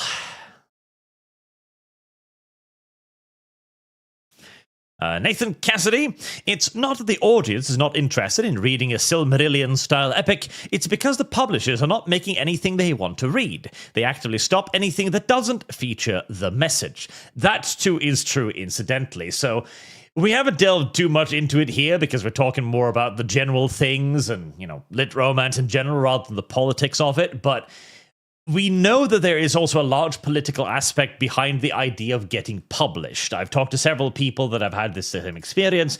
If your book does not push what they currently wanted to push or what they believe is currently popular, they're not going to put their money behind it. Not to mention the simple fact that publishing houses have been legendarily bad at spotting successes so far. Was it J.K. Rowling that had to go to like 6 publishing houses and nobody wanted to give her a chance? The people who are supposed to read and check books for a living seem like they're really shit at it. I went through over 100 publishing houses back when I tried to actually get a book published. You ignorant slut. Damn. Yep. It was a process, man. It was a process. Sounds like it's why yeah. it's why I was like, I'm all right. Well, you know what? I'm just gonna work on this in my free time, and I'm gonna get a job, and then I'll see if I can, you know, make it work later. So that's basically I lost all passion, you know. Well, let me give you guys some inside baseball about the publishing industry, so that commenter can get some context here. 99.5% of all traditionally published books, you can Google this, it's something like 99.5%, make the person who wrote it, they don't make any money. They make them like $500. They don't get their royalty check back. Publishers are always looking for the next big romantasy, the next huge tent pole that's going to get a movie made that's going to hold their business up. If you want to look at where publishing really is today, it is the indies. Because when you support someone like myself who's writing what I want to write in the way that I want to write in the genre that appeals to me, I will end up making more money from you guys reading Amazonian Elves or any of my other books and coming to Discord and talking to me than 99.5% of TradPub, period. Yeah. I mean, that's also the thing. Like, the publishing house is somewhat, it's not even somewhat, it is anachronistic. Today, when everybody has access, technically, to the audience, you can reach them directly. But, well, that too is, of course, not simple. You know? Anyone can technically do it, but the more people who do it, the harder it is to get spotted. And that's just, You ignorant that's just slut. life. But noise to signal, right? And that's part of why I collaborate a lot, right? Like I have friends that I work with because we mutually help each other out. Like we form a community to help other good guys out. Like one of my best author friends, he has a tragic backstory that I won't share here, but when we write together, it helps him in his family. It's totally different, and it elevates the game. And creating community is how we fight against slop and isolationism and all of the bullshit that's coming on in our world, right? Mm-hmm. Absolutely is. God fucking damn you people. Uwu bulge nozzle for 50 Canadian, specifically, dollars. Adam, any advice for how to set up the RPG systems of a story? Yeah. So you want the systems to, you want to know what your story is and your world is enough so those systems benefit the world and the audience. So in the Fate Forged universe, we use magical tablets, and we chose to do that because magical tablets are something that our audience can identify with. And we chose to use a very simplistic leveling and power system because our audience, our primary goal is to tell you the romance and show you the relationships and not bog you down with nuance. So I drew from, to say it again, I drew from Diablo, basically, or games like RPGs like Diablo versus a more complicated system, which would go for a more pure lit RPG experience. So again, make your system fit the world and story you want to tell, and don't overcomplicate it. Do not overcomplicate it. Keep it simple, get it out of the way, make it elegant, make it part of your storytelling.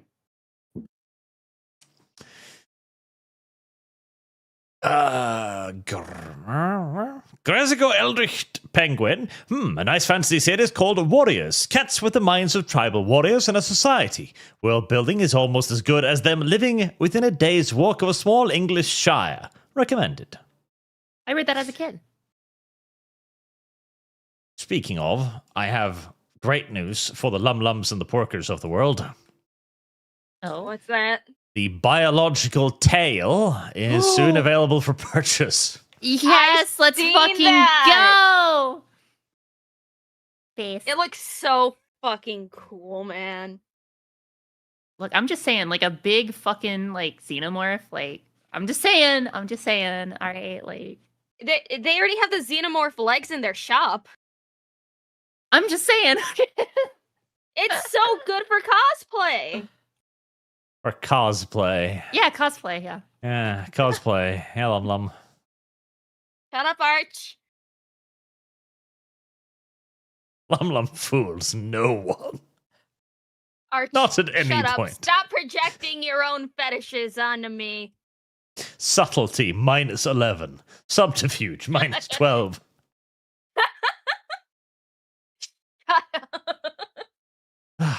Ab the Man. It's a shame how few people want to give a slow burn narrative a chance. My favorite ongoing story is over 12 million words, The Wandering Inn, and I thought it was worth it. Yeah. Well, it's all about what you yourself can get into, you know? Well, in The Wandering Inn, everyone says the main character, Aaron, is just annoying as crap, but the world building and the other characters are amazing. And I would argue that if you were to write, if someone new to the genre, a new author was to try to write The Wandering Inn today, because of where the market is, because of how we sell things, it would not do well. Having an annoying main character who takes tens of thousands of words to become even modestly interesting, it's very difficult. Very few readers are willing to get 2 or 3 books in before they say, man, this series wasn't quite what I wanted. I'm going to quit. If that was true, I would have a lot more shekels.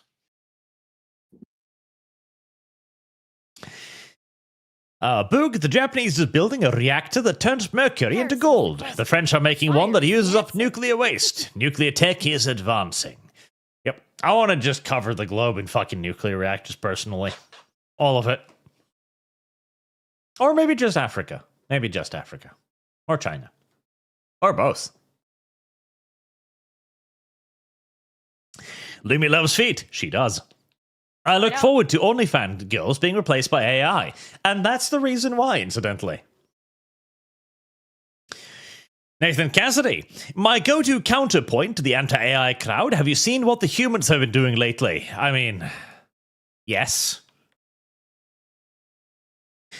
If we, let's just put it like this. If we gave AI the task of writing the Odyssey, it probably would have written an attractive Helen of Troy. I'm just saying. Oh, and also check live links. The Last Stand. I'm not going to check dating, live little- links on air, Lum. You That fucking... sounds, yeah, that sounds a little extreme. I miss live leak. Ugh, I wish they didn't take it Fucking down. monster. But anyways, no, look at it. Okay, yeah, that is actually pretty fucking amazing. Oh, that is terrible. See, this also is why I would like to just build nuclear power plants to generate more AI images. It's clearly worth it. This will be my vanity project. I'll just start hiring people to write harem light books about myself. It'll be my version of that guy who spent $50,000 on the Charlie animation. Oh, the Verblaze thing. Yes. Oh God. This will be my version of that. $50,000 though. That was crazy. Yeah. I'm gonna have to retweet that, unfortunately. My rule is to never repost anything, always quote tweet, but I just need to just repost that one so we can see the picture. Actually, you know, Gosh. that's a good idea. What was the name of that crazy person again? Verbalize?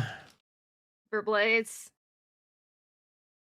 Verblaze. I'm sure if you type in $50,000 like Charlie animation, you'll find it. Yeah.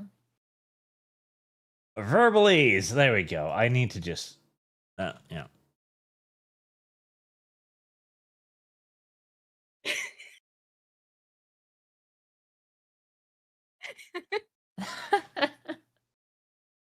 There Make we sure go. to correct that H. There you go.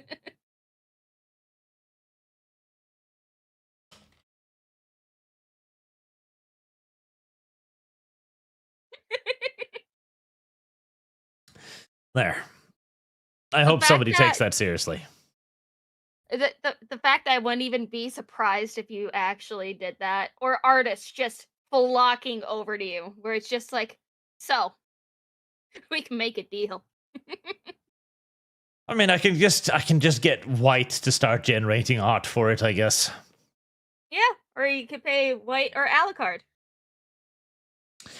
Pakelda, Lumi, what is a main goosh, and what country does it come from? Ghost Pepper. I don't know. I've never even heard those words together. It's a parrying dagger, you plum. Shut up. Boog, I'm a ignorant consumer of slut. YouTube AI slop, because he's Mexican, the Zamamiro genre in particular, and I cannot phantom who listens to the 12-day-long Wuxia novels on YouTube. I don't know either, Boog. You I don't even know what ignorant most of slut. those words mean anymore. I don't know. Beardmaster, I like how for decades the idea was there was no such thing as standards for art, and anything can be art. But the moment AI comes around, now that it's standards, now that it's proper art. Oh, I think there was always standards for proper art. It's just that we lied a lot more in the past. Yeah, I replied the same to that comment. I do think standards in art have existed for a very long time. Pakelda, Porkers, is your character based off Esdeath from Akama ga Kill? No. So Heresy's the the character, question. Fire is the my answer. my model artist, they based the character's appearance off of my real life appearance, and then they added Team Rocket stuff. And the PNG you're seeing is actually a result of a telephone game of successive artists slowly changing her breast size from B cup all the way to the ridiculous proportions you see before you. And it's very amusing how that turned out, but it is what it is. Was it Gartic Phone? No, when I say telephone game, I mean like basically what would Ah. happen is that you'd get Oh, you I get see. art of the character, and then the next person Yeah. made it like BB, And then people would just keep going until eventually the end result is this PNG tuber whose breasts are infinitely larger than the actual model. You know, uh, I still like it though. It's very cute. yeah, no, the I think it was Zet who did this one, and it's the PNG Plus is really fantastic. I obviously I always go for the model just because the model is much more expressive, but for podcasts like this, it works great. Axe Prime. Never expect Arch to pull this off. I have this book on my list, but the amount of stuff I found in literary dumpster diving is staggering. A backlog. Marksman, I've been enjoying the stream, and it's been a great conversation. This is not a well-known genre, but it's a surprisingly big one. Ironically, it was a female author I knew who got me involved with her series, Amazon's Pledge, that got me into this space. That's nice. So true story. Like one of my my co-authors for the one of the other series I'm writing is Annabelle Hawthorne. Annabelle Hawthorne got her start on Literotica, and she is super famous. And she writes for male audiences. She does an incredibly good job. I'll share a cover of one of those novels in the chat so you can put it up in a few minutes. But there are several female authors in the genre who are incredible, and I could not speak more highly about them.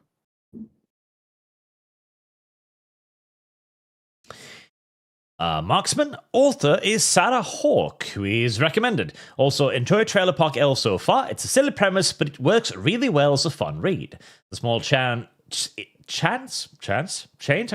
in style does a lot while not coming off as trying too hard. Also, both supers for Crimson Skies. Thank you. My co-author Michael Dalton, he loves Sarah. He does not talk. He talks about her all the time.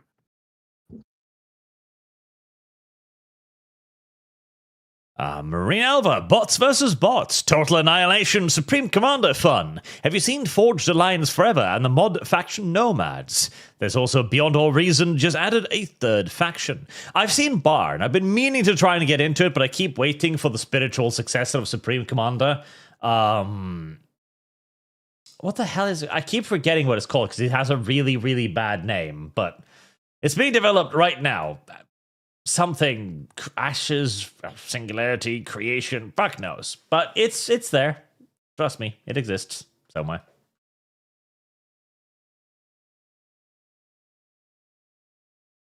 Siegfried von Felsenbrot, I'm sorry, Porkers, but Kyoki is objectively best girl. Gotta huff that fluff.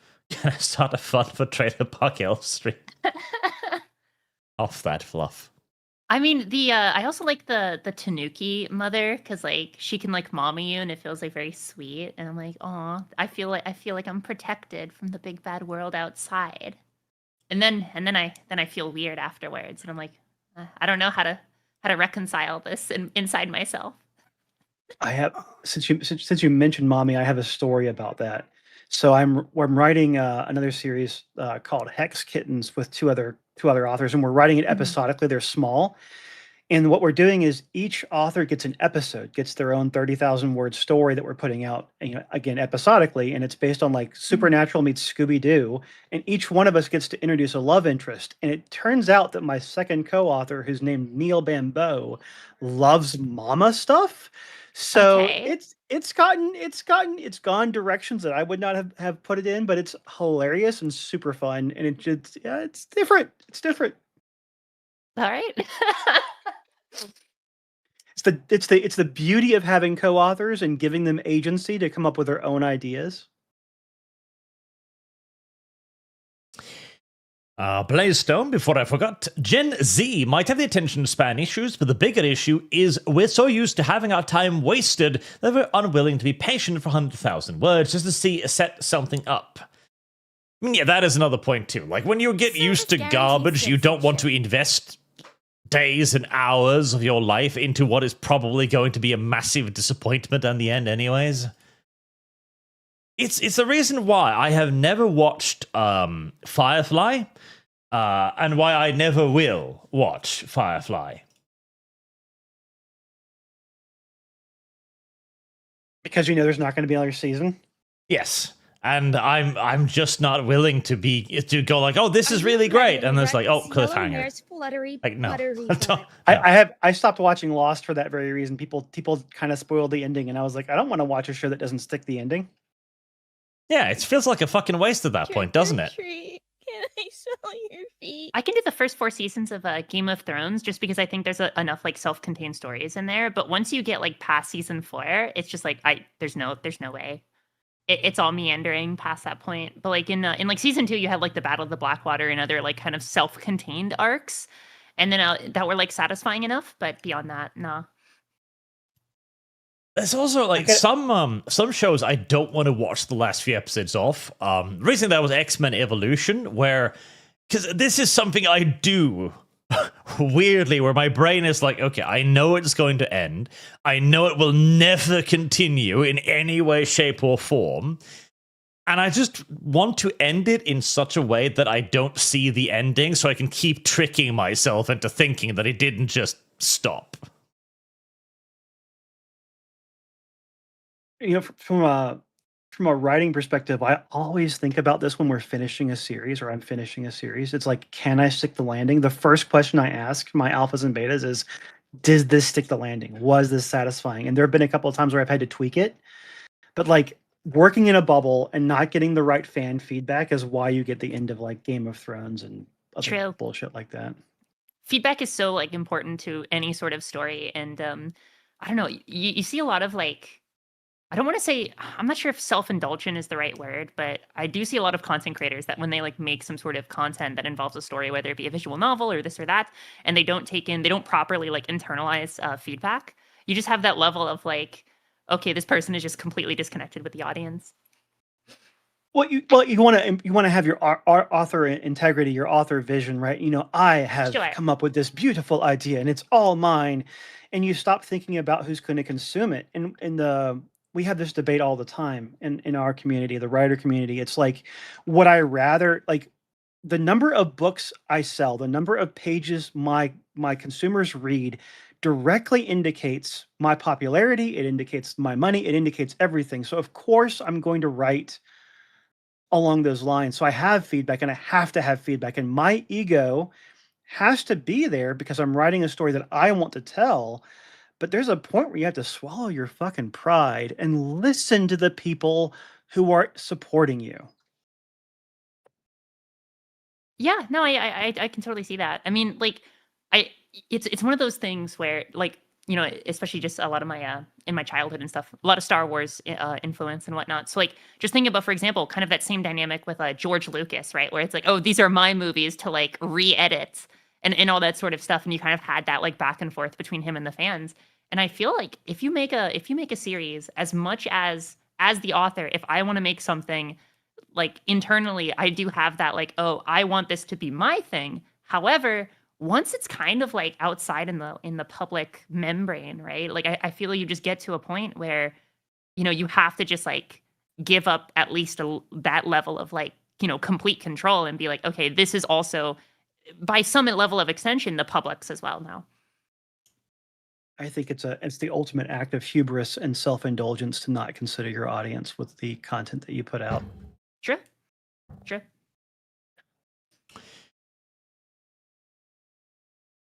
No one so much of AI, but Claudebot, Moldbot in particular, is a nightmare from an IT security perspective, especially giving bots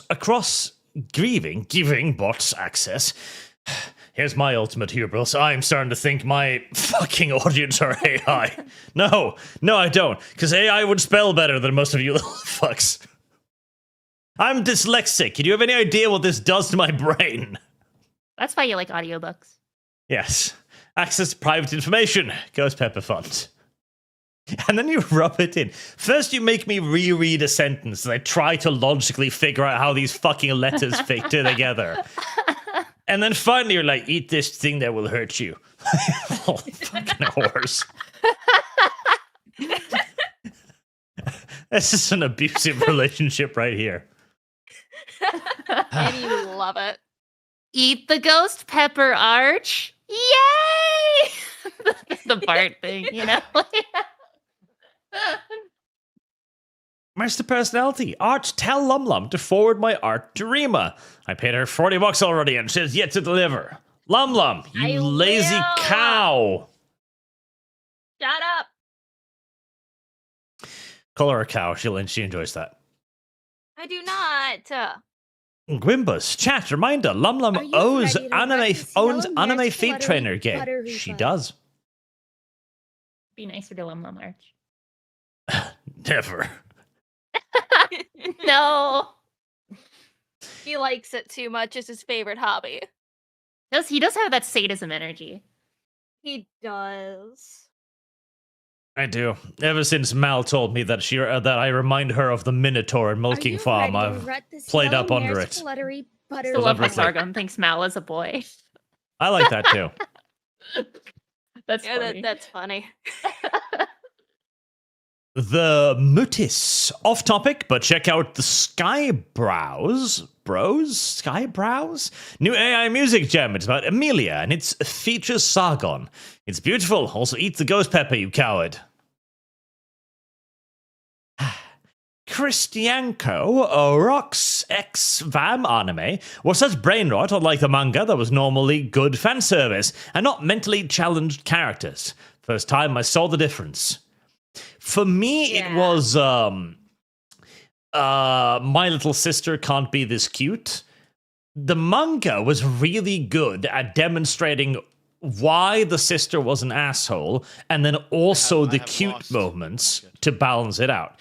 The anime only really showed the asshole moments and then completely failed at the cute moments. So that was kind of awful. Service guarantees citizenship. Marine Alva, who wants to see Dev eat a ghost pepper? I don't know. Who wants to see Dev eat a ghost pepper? My cat is on duty. Centipede Girl, Exterminators. Also Darkwood. Goastix, when your books got popular, did you get swarmed with the misandrists? And if so, did they try to pull your books down? Also, love your books. No. I mean, I'm like I said, my alpha and beta team, my core team at Pivot Press includes women. So I avoid, like, I don't make toxic men, guys. Like, I don't need to have a guy who's a chauvinist. I don't need a guy who's toxic in any way. I have calm, confident, heroic men. I write about Superman with a harem, Goku with a harem, right? Link with a harem. I don't write 50 Shades of Grey. So no one has ever said any of that to me. Even my female readers. Oh, don't worry. After being here, you'll get more of that. It's whatever, right? I have an echo chamber. It's my Discord. Anything outside of that, I ignore because it doesn't work. Lumi loves feet. She does. Mr. Adam, if you're interested in writing about a foot-loving creature, please reference the Lum lore. We have meticulously documented this bizarre creature and its habits. Ask Lum for more info. My community, I don't know how this started. Actually, no, I know exactly how this started. Because they enjoy creating AI art, memes, everything of my VTuber. And there was a little AI prompt mistake where just a random little chibi version was just sticking out of the water one day. They decided to make them characters of their own and called them the Lums. And now there are branching paths of the Lums. A fucking, aging process of the Lums where they hatch out of Dr. Pepper cans and then grow into different versions. I don't like the tummy on this Lum that Arch is showing. It does not like it. I don't know. This is what they call, if I remember right, a plump Lum. This is the plump Lum. This is the plump Lum. Then there are the plum Lums, which are the little chibi chubby ones, which they like the most. Then there is a single Lumi that's what I am, that they call the Lumi Prime. I just like this one because what Chad was talking about because there'd been other, when I was on the ArchCast before, the Lumi Prime would be mentioned, and I have no idea what the fuck they're talking about. That makes more sense now. I'm just And according to my Discord, the original I have Lumi lost. Prime, Lumi 1.0, died while I was sick for 2 weeks, and I was just, not online at all. So I am you're now you're Lumi Secundus now or something? I am Lumi now Secundus. Lumi Prime 3.0 because Okay. somehow they killed 2.0 before I could get back. All right. I tell you what, Lum, if you want to be in one of our books, you absolutely can. We'll talk about it. It'll happen. I do not mind at all. If you whatever references or character sheets or anything that you need, I will send it over to you.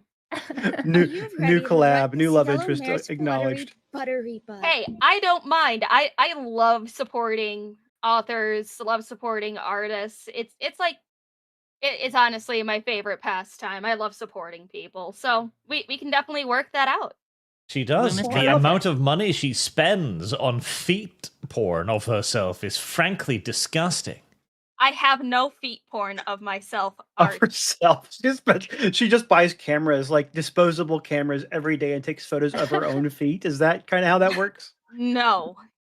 Art I is like a the idea that filthy it's little liar. disposable cameras. Like it's not just like a fucking cell phone camera. It's just like legit disposable. Like Some hanging them up Lum from, right like, the there ceiling. also caught herself in a terrible lie in stating that there is no feet porn of herself. I I'm didn't just- commission any feet porn of myself. I'm And just also, yes, scrolling through the somehow- numbers of images made of that exact thing here. I didn't commission it myself. But I still can't get over the fact that my community has currently, they're still writing more, currently 92 pages of Lum lore that they made themselves. God damn. I know, they're psychotic, but I love them. Also, the arch dolphin always kind of creeps me out, and I don't know why. There's like that, like I'm fine with the Lumi pufferfish, okay, like that's fine, but the arch dolphin, its smug aura like mocks me. Like there's some sort of dark negative energy. Like I'm getting some sort of like anti-chi. Okay, like this will not enhance my golden core. The more I look at it, like. I like it because it's got a bit of fluff on its back too. This reflects the fact that I am a hairy man. Although, I'm growing more and more fond of more and more of the arch fan art too. This one, for example, this one's a good spirit animal. I feel it exemplifies you It does. in many ways. In many Soft, ways. look, there it is, the soft nougaty center, and then like the hard outer shell. Wow. But whilst Lovelam is trying to distract me, Kossaren evil too? Cows are not evil too. Fuck you, I have dyslexia. Donates $100. Thank you very much, sir. Does Adam know when the next time there will be live recordings of audio for the audiobooks on Discord? Okay, this is a great topic. So every narrator I hire now, or we hire now, we invite to the Discord to do live readings, or they'll do Twitch. Arya does Twitch readings as well. We also give away clips and samples, right? All of that's free for any fans. And it's some of the best, most hilarious, amazing stuff ever. So we just finished the King of the Fey Islands 2, which is going to be like a 26-hour audiobook. It took them 2 weeks. We're getting a little break, but then a different narrator is going to be doing Hex Kittens 2, I believe. And Amazonians are going to be narrated probably by the same person who's doing Hex Kittens, and they're going to be live. So basically, join the Discord, get the right title, stay tuned. They happen all the time because we produce a ton of content. There you go. Where was I? Nicholas Arch, give details on that Wehrmacht summoning one. I want it now. Just go find Book. I'm sure he's. In fact, I'm sure it's in the live link somewhere. Ah, yes, there it is. Yes, Summon the good question. German army, the Dragon Summoner. There you are. It's a visual novel, a light novel.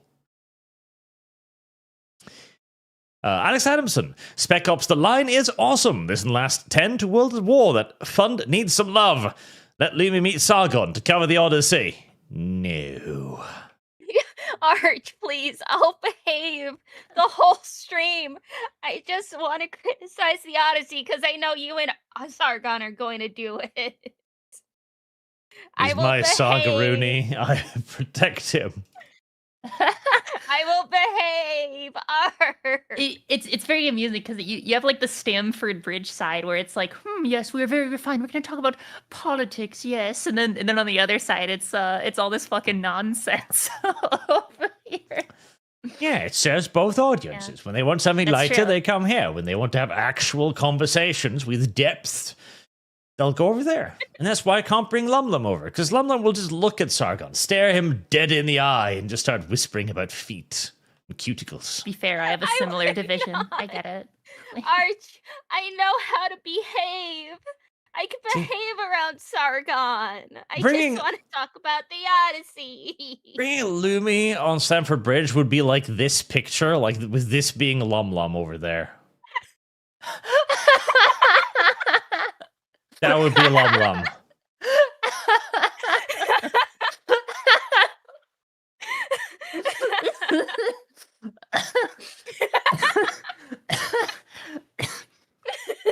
Oh my god.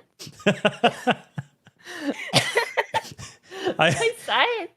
I really like the expression on her face as well. Like, she knows very well she's being a little shit and she's enjoying it. That's just a very good image. Hey. Sky the Gunfox, reporting on the ground, anti-ice protesters just tried to instigate a fight with me because I wouldn't say fuck Donald Trump. More news at 11. I'd love to see this new book club entry. A woo-oo-woo FurCon fund. By me. Go into what is it, MMF? MFF? Whatever the fuck it's called. Oh, M? Midwest Fur Fest. Yeah, you going to Midwest Midwest Fur Fest, Arch? Is that what you're doing? The Midwest Fur Fest. That's a good name. I will say that much. Yeah. Oh, YouTube, you're crashing in, aren't you?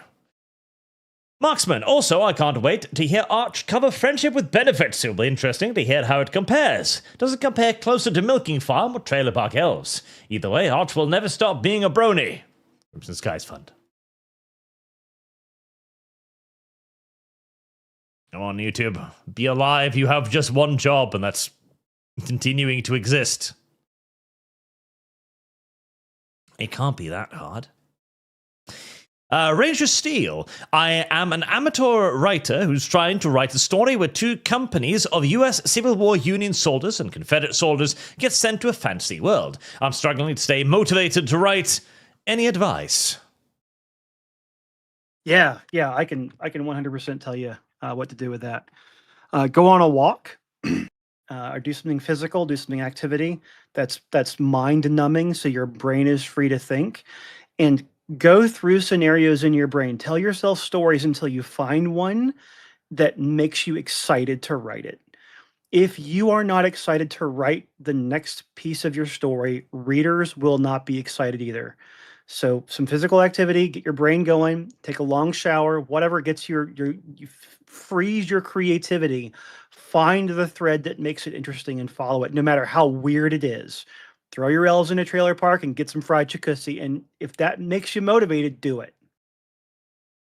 Hell yeah. There you go. So have your Confederate soldiers come across some suspiciously melanated individuals in the fantasy world, I guess. Take the story from I there. play Command and Conquer Kane's Wrath. That's what gets my creativity flowing. I'm not even joking. Yeah, the thing is, when you occupy the strategic part of your brain, when you occupy the parts of your brain that are noisy, like I'm ADHD as fuck. When you occupy the noise, the creativity surfaces. True. Very true. Sujad, like that blonde girl from Smallville. Smallville? We love Okay. Allison Mack. Allison Mack. She entered a cult. She was great. Oh, yes, the little dumbass reporter chick thing. I remember her now. She was a friend. No, he fucks her at one point. Does he? Yep. Hot. Lord Kamina too. It's why people like 100 Girlfriends who really love you. I still have not read or watched that. Wreck the Hull. On the topic of literature, I'm making a mascot horror TTRPG, and I'm wondering what amount of lore is necessary for the setting. I'd like to hear your thoughts on narratives as it pertains to TTRPGs. Well, you need to know all of the lore. You gotta know it. And then how much you want to reveal is up to you. I think revealing lore as a method of engaging player agency is a good first bet. I mean, obviously you can have like companion books that expand on like, oh, here's how you role play this particular species or whatever, right? But I feel like your primary objective should be, how do I turn this lore into like something unique to my game and to player agency? Kind of like how like Withrick, for example, has like a corruption mechanic, right? So it's kind of always on like the back of the players' heads that we got to watch out for chaos corruption, right? And that's a part of the world, right? Heresy's the question. Fire is the answer. Yep, I would just reveal it piecemeal throughout. But you yourself do need to know the lore first, because it's important. If you don't know the lore, then you don't know how the world will react to certain actions. Subu Kaji. Oh, the greenskin image that just ran through Archer's fungus-addled mind. It always happens. Mr. Susan Frenzy, weapon question for Lum. What kind of weapon was the Borchardt? And what was its successor? Hint, the successor was very popular during the World Wars. I don't even know what the first thing is. I wasn't prepared for trivia today. Why aren't you prepared for trivia today, Lum? Because we were talking about books. Yeah? Shut up. Why is that an excuse? I wasn't prepared for trivia today. Arch, be nicer to Lum. I demand No. it. I think Arch likes this a little too much. She enjoys my pathetic think so, little too. pleas to stop. Please, I think sir, the please Borchardt stop. was like No, I the don't know retard what the main predecessor of the gouge is. Luga or something.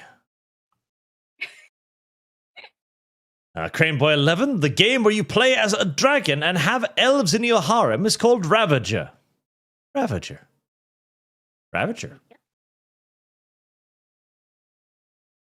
Ravager game. Google. Ravager by 4-minute warning. Ah, that does indeed look rather perverse. War Turkify, that does sound like fun ideas, Art, but make it a video game instead. Definitely not a Frenchman. John Carter of Mars, Book 1, 3, and 4 are great male romantic novels with great action. Edgar Rice Burroughs is great. Milking Farm. Yeah, chat. Get back to funding Milking Farm instead of the Spice or whatever. Are you There you ready go, to Last wreck Stand made this another yellow for mare's book fluttery 2. buttery butt? Grezagor's Eldritch Penguin, Vampire Hunter D, world building is subtle and big. Mr. Frenzy, as a degenerate as it may be, I'm curious to know if that tall has any functional uses. If that tall has any function, like, does it give human more balance while running? Oh, tail, I'm presuming. No, I wouldn't imagine it would. Miru, Practical Guide to Evil, a great book that started as a web series, is finally getting published. Book 1 out, and it's a world where troops have power the characters are aware of. Tropes, not only they manipulate the tropes. I'm confused. Marksman, also, I can't wait to hear art cover. Blaystone, any idea when Dev will put out his response videos? Never. Let's enjoy Lum's foot slobbing we could do with some watered down testosterone back in the ArchCast. Maybe Disparo instead with actual testosterone. Oh, second Ghost Pepper Fund. We do need to bring Disparo back on. He was funny. I did enjoy him. Yes. We also have X-Ray Girl, which we need to bring back on because Lum seduced her. I Extra love, Girl I seems love her. very She's nice. great. She is lovely. I adore her. She was always so severe with me in DMs that I thought, like, oh, she'll be like another Sargon character, a very, like, rational, well-thought-out, well-spoken individual. She comes on and Lum is like, I would like to bathe in cum. And Lum's like, oh, me too. And then they just talk like that for 20 minutes. That's what happens when you put multiple women in the room, Arch. They connect to the hive mind, you know, like xenomorphs. Apparently. Well, Adam, if you ever want any ideas for weirder shit, just, tap the Lum. It'll come up with some truly terrifying stuff. Hey, I am not that bad. I actually do have an ask. Okay, I'm just saying, you don't have to do it, but it'd be kind of cool if we could see some more hypnosis in fantasy and romance. I'm just saying. Anyway, So hypnosis is actually not allowed in men's romance. this is so fucking sad. What? Yeah, it's a one of the unwritten rules in terms of success. There's a couple things you can't do, and taking away consent and veiling the love interest's actual genuine love for the main character is a huge no-no. Women can write in women's romance hypnosis, erotica can have hypnosis, but men's romance, it's the biggest no-no because it violates love. I would argue that hypnosis can be entirely consensual, and you can make it consensual 100%. However, I understand the reasoning. Right. I agree. There's nuance. But the thing is does the audience want nuance? That's fair. No, that's a fair question. 100%. Wrecked the Hull has a good pro-AI ruler argument. Points at human politicians. Use this whatever fund you want, Arch. The Humiliate Lum in Public Fund. I don't know how yet. The problem with that argument is that AI is, if it's controlled by people who are aligned with politicians and not truly lawful neutral or truly lawful good, it's going to be aligned with those who own it, train it, and control the output and their agendas. So keep that in mind. Listen, what we need to do is we make the AI that controls our lives, and we model it on this chick right here. Just her mind as an AI, it decides on everything, policy, law, etc. I'd be fine with that.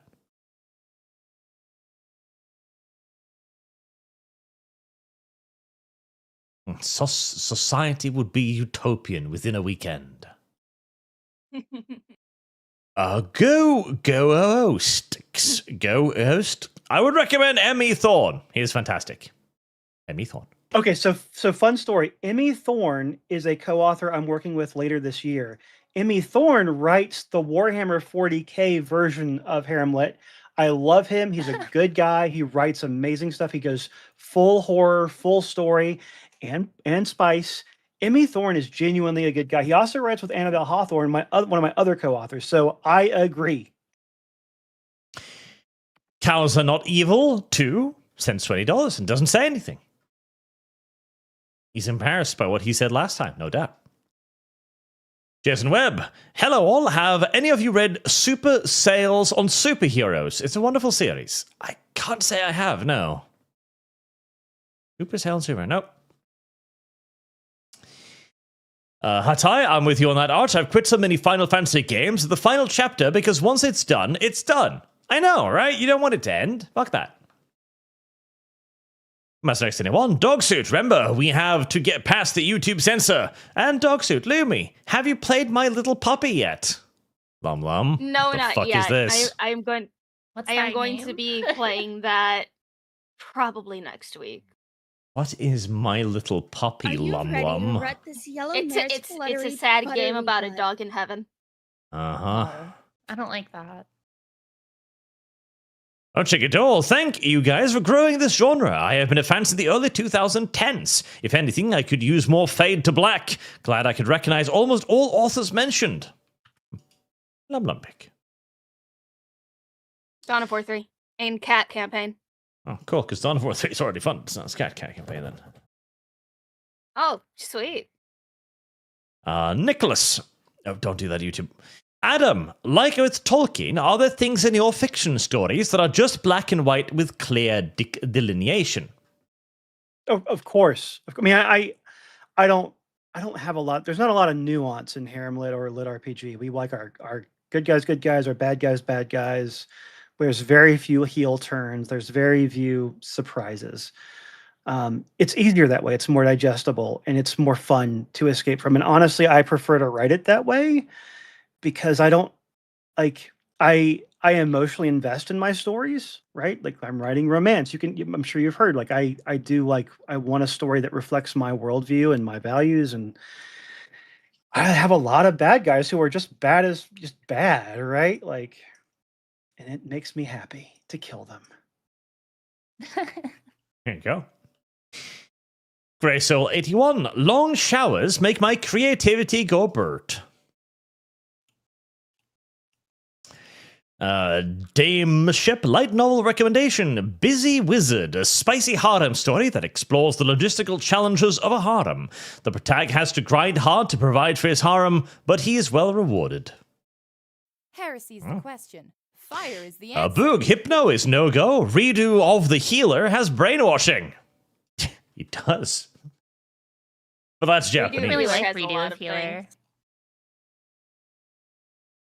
Redo of Healer could have been so good, but that if they just kind of shot Yeah. everything off in the beginning, and then it got boring. I think it had a decent premise. I don't know.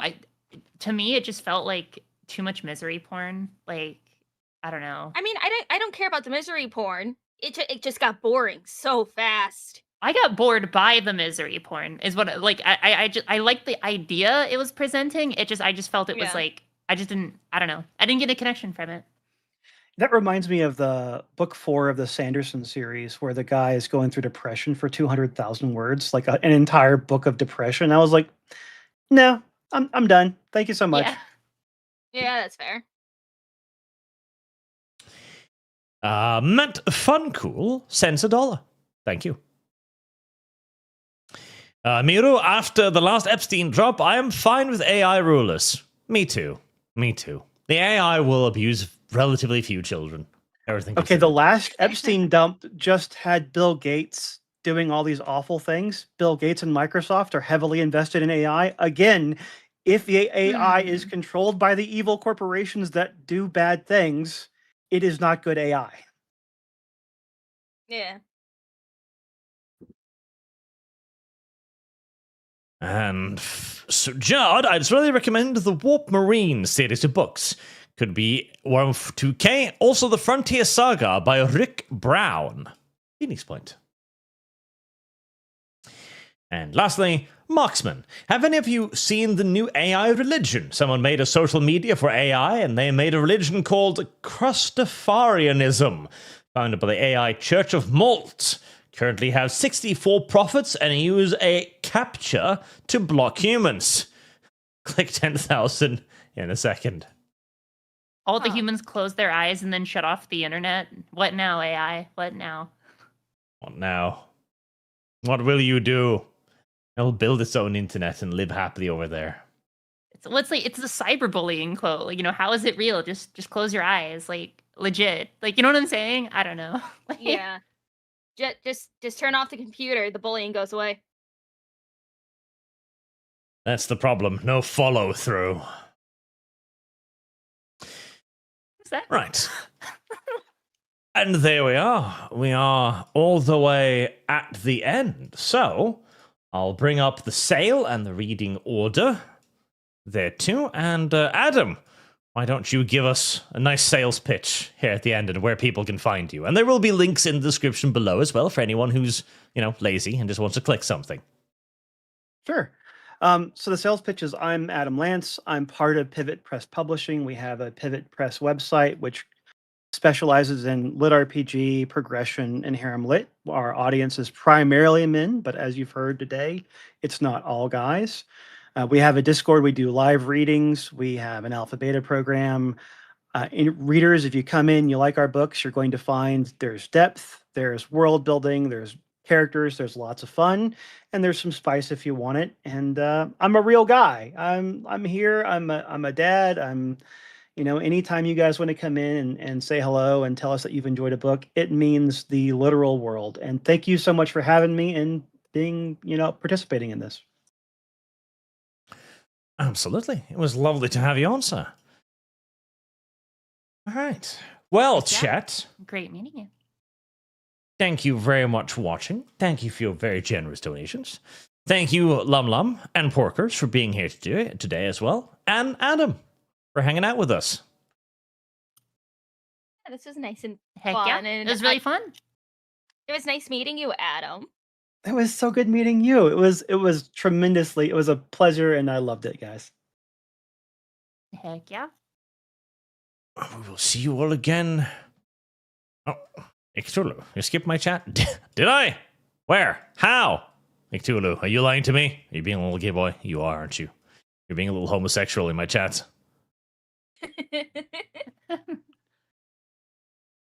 Let me control F that before I do anything else. Ictulu. I did skip that. Ictulu. Adam, can you do me a favor and berate Bethesda writing for a minute or two? I'm a professional writer and use AI for editing. It does a good job. Oh, yeah. I mean, Ignorance. AI as a tool is great. To replace human creativity and soul is not. Also, Nicholas, why are you sending super chats? We're trying to wrap up, you little fan. Arch proceeds to call every super chatter gay. Yep. Nicholas for $20 or the Danish equivalent. Thank you, sir. 1 to 3 of Trailer Park Elves through Audible, and I like your characters, especially your main focus. I've been wondering, since your stories are so character-centric, have you looked into doing larger stories like epics? So yes. So again, we think about our audience, but if you look at King of the Fey Islands, which we had up on the screen a little while ago, that's 200,000 word books that are based loosely on Amazon Breath of the Wild, Civilization. They're a civilization builder. The harem elements are slower build. The characters are deeper. It's much more epic. And then I think you might find some meat there. And if you look at the Fate Forged universe, you'll see the various characters tie into each other, and there are cameos and storylines that cover all 20 plus books. So you will see that I am writing an epic. It's just told through different lenses so that my audience doesn't get bored of it. There you go. All right. Thank you all very much for watching and for donating. And I will see you all again next week in all due likelihood. Till then, chat, have a good night. Bye-bye, chat. Hi, Hi, Chat. chat.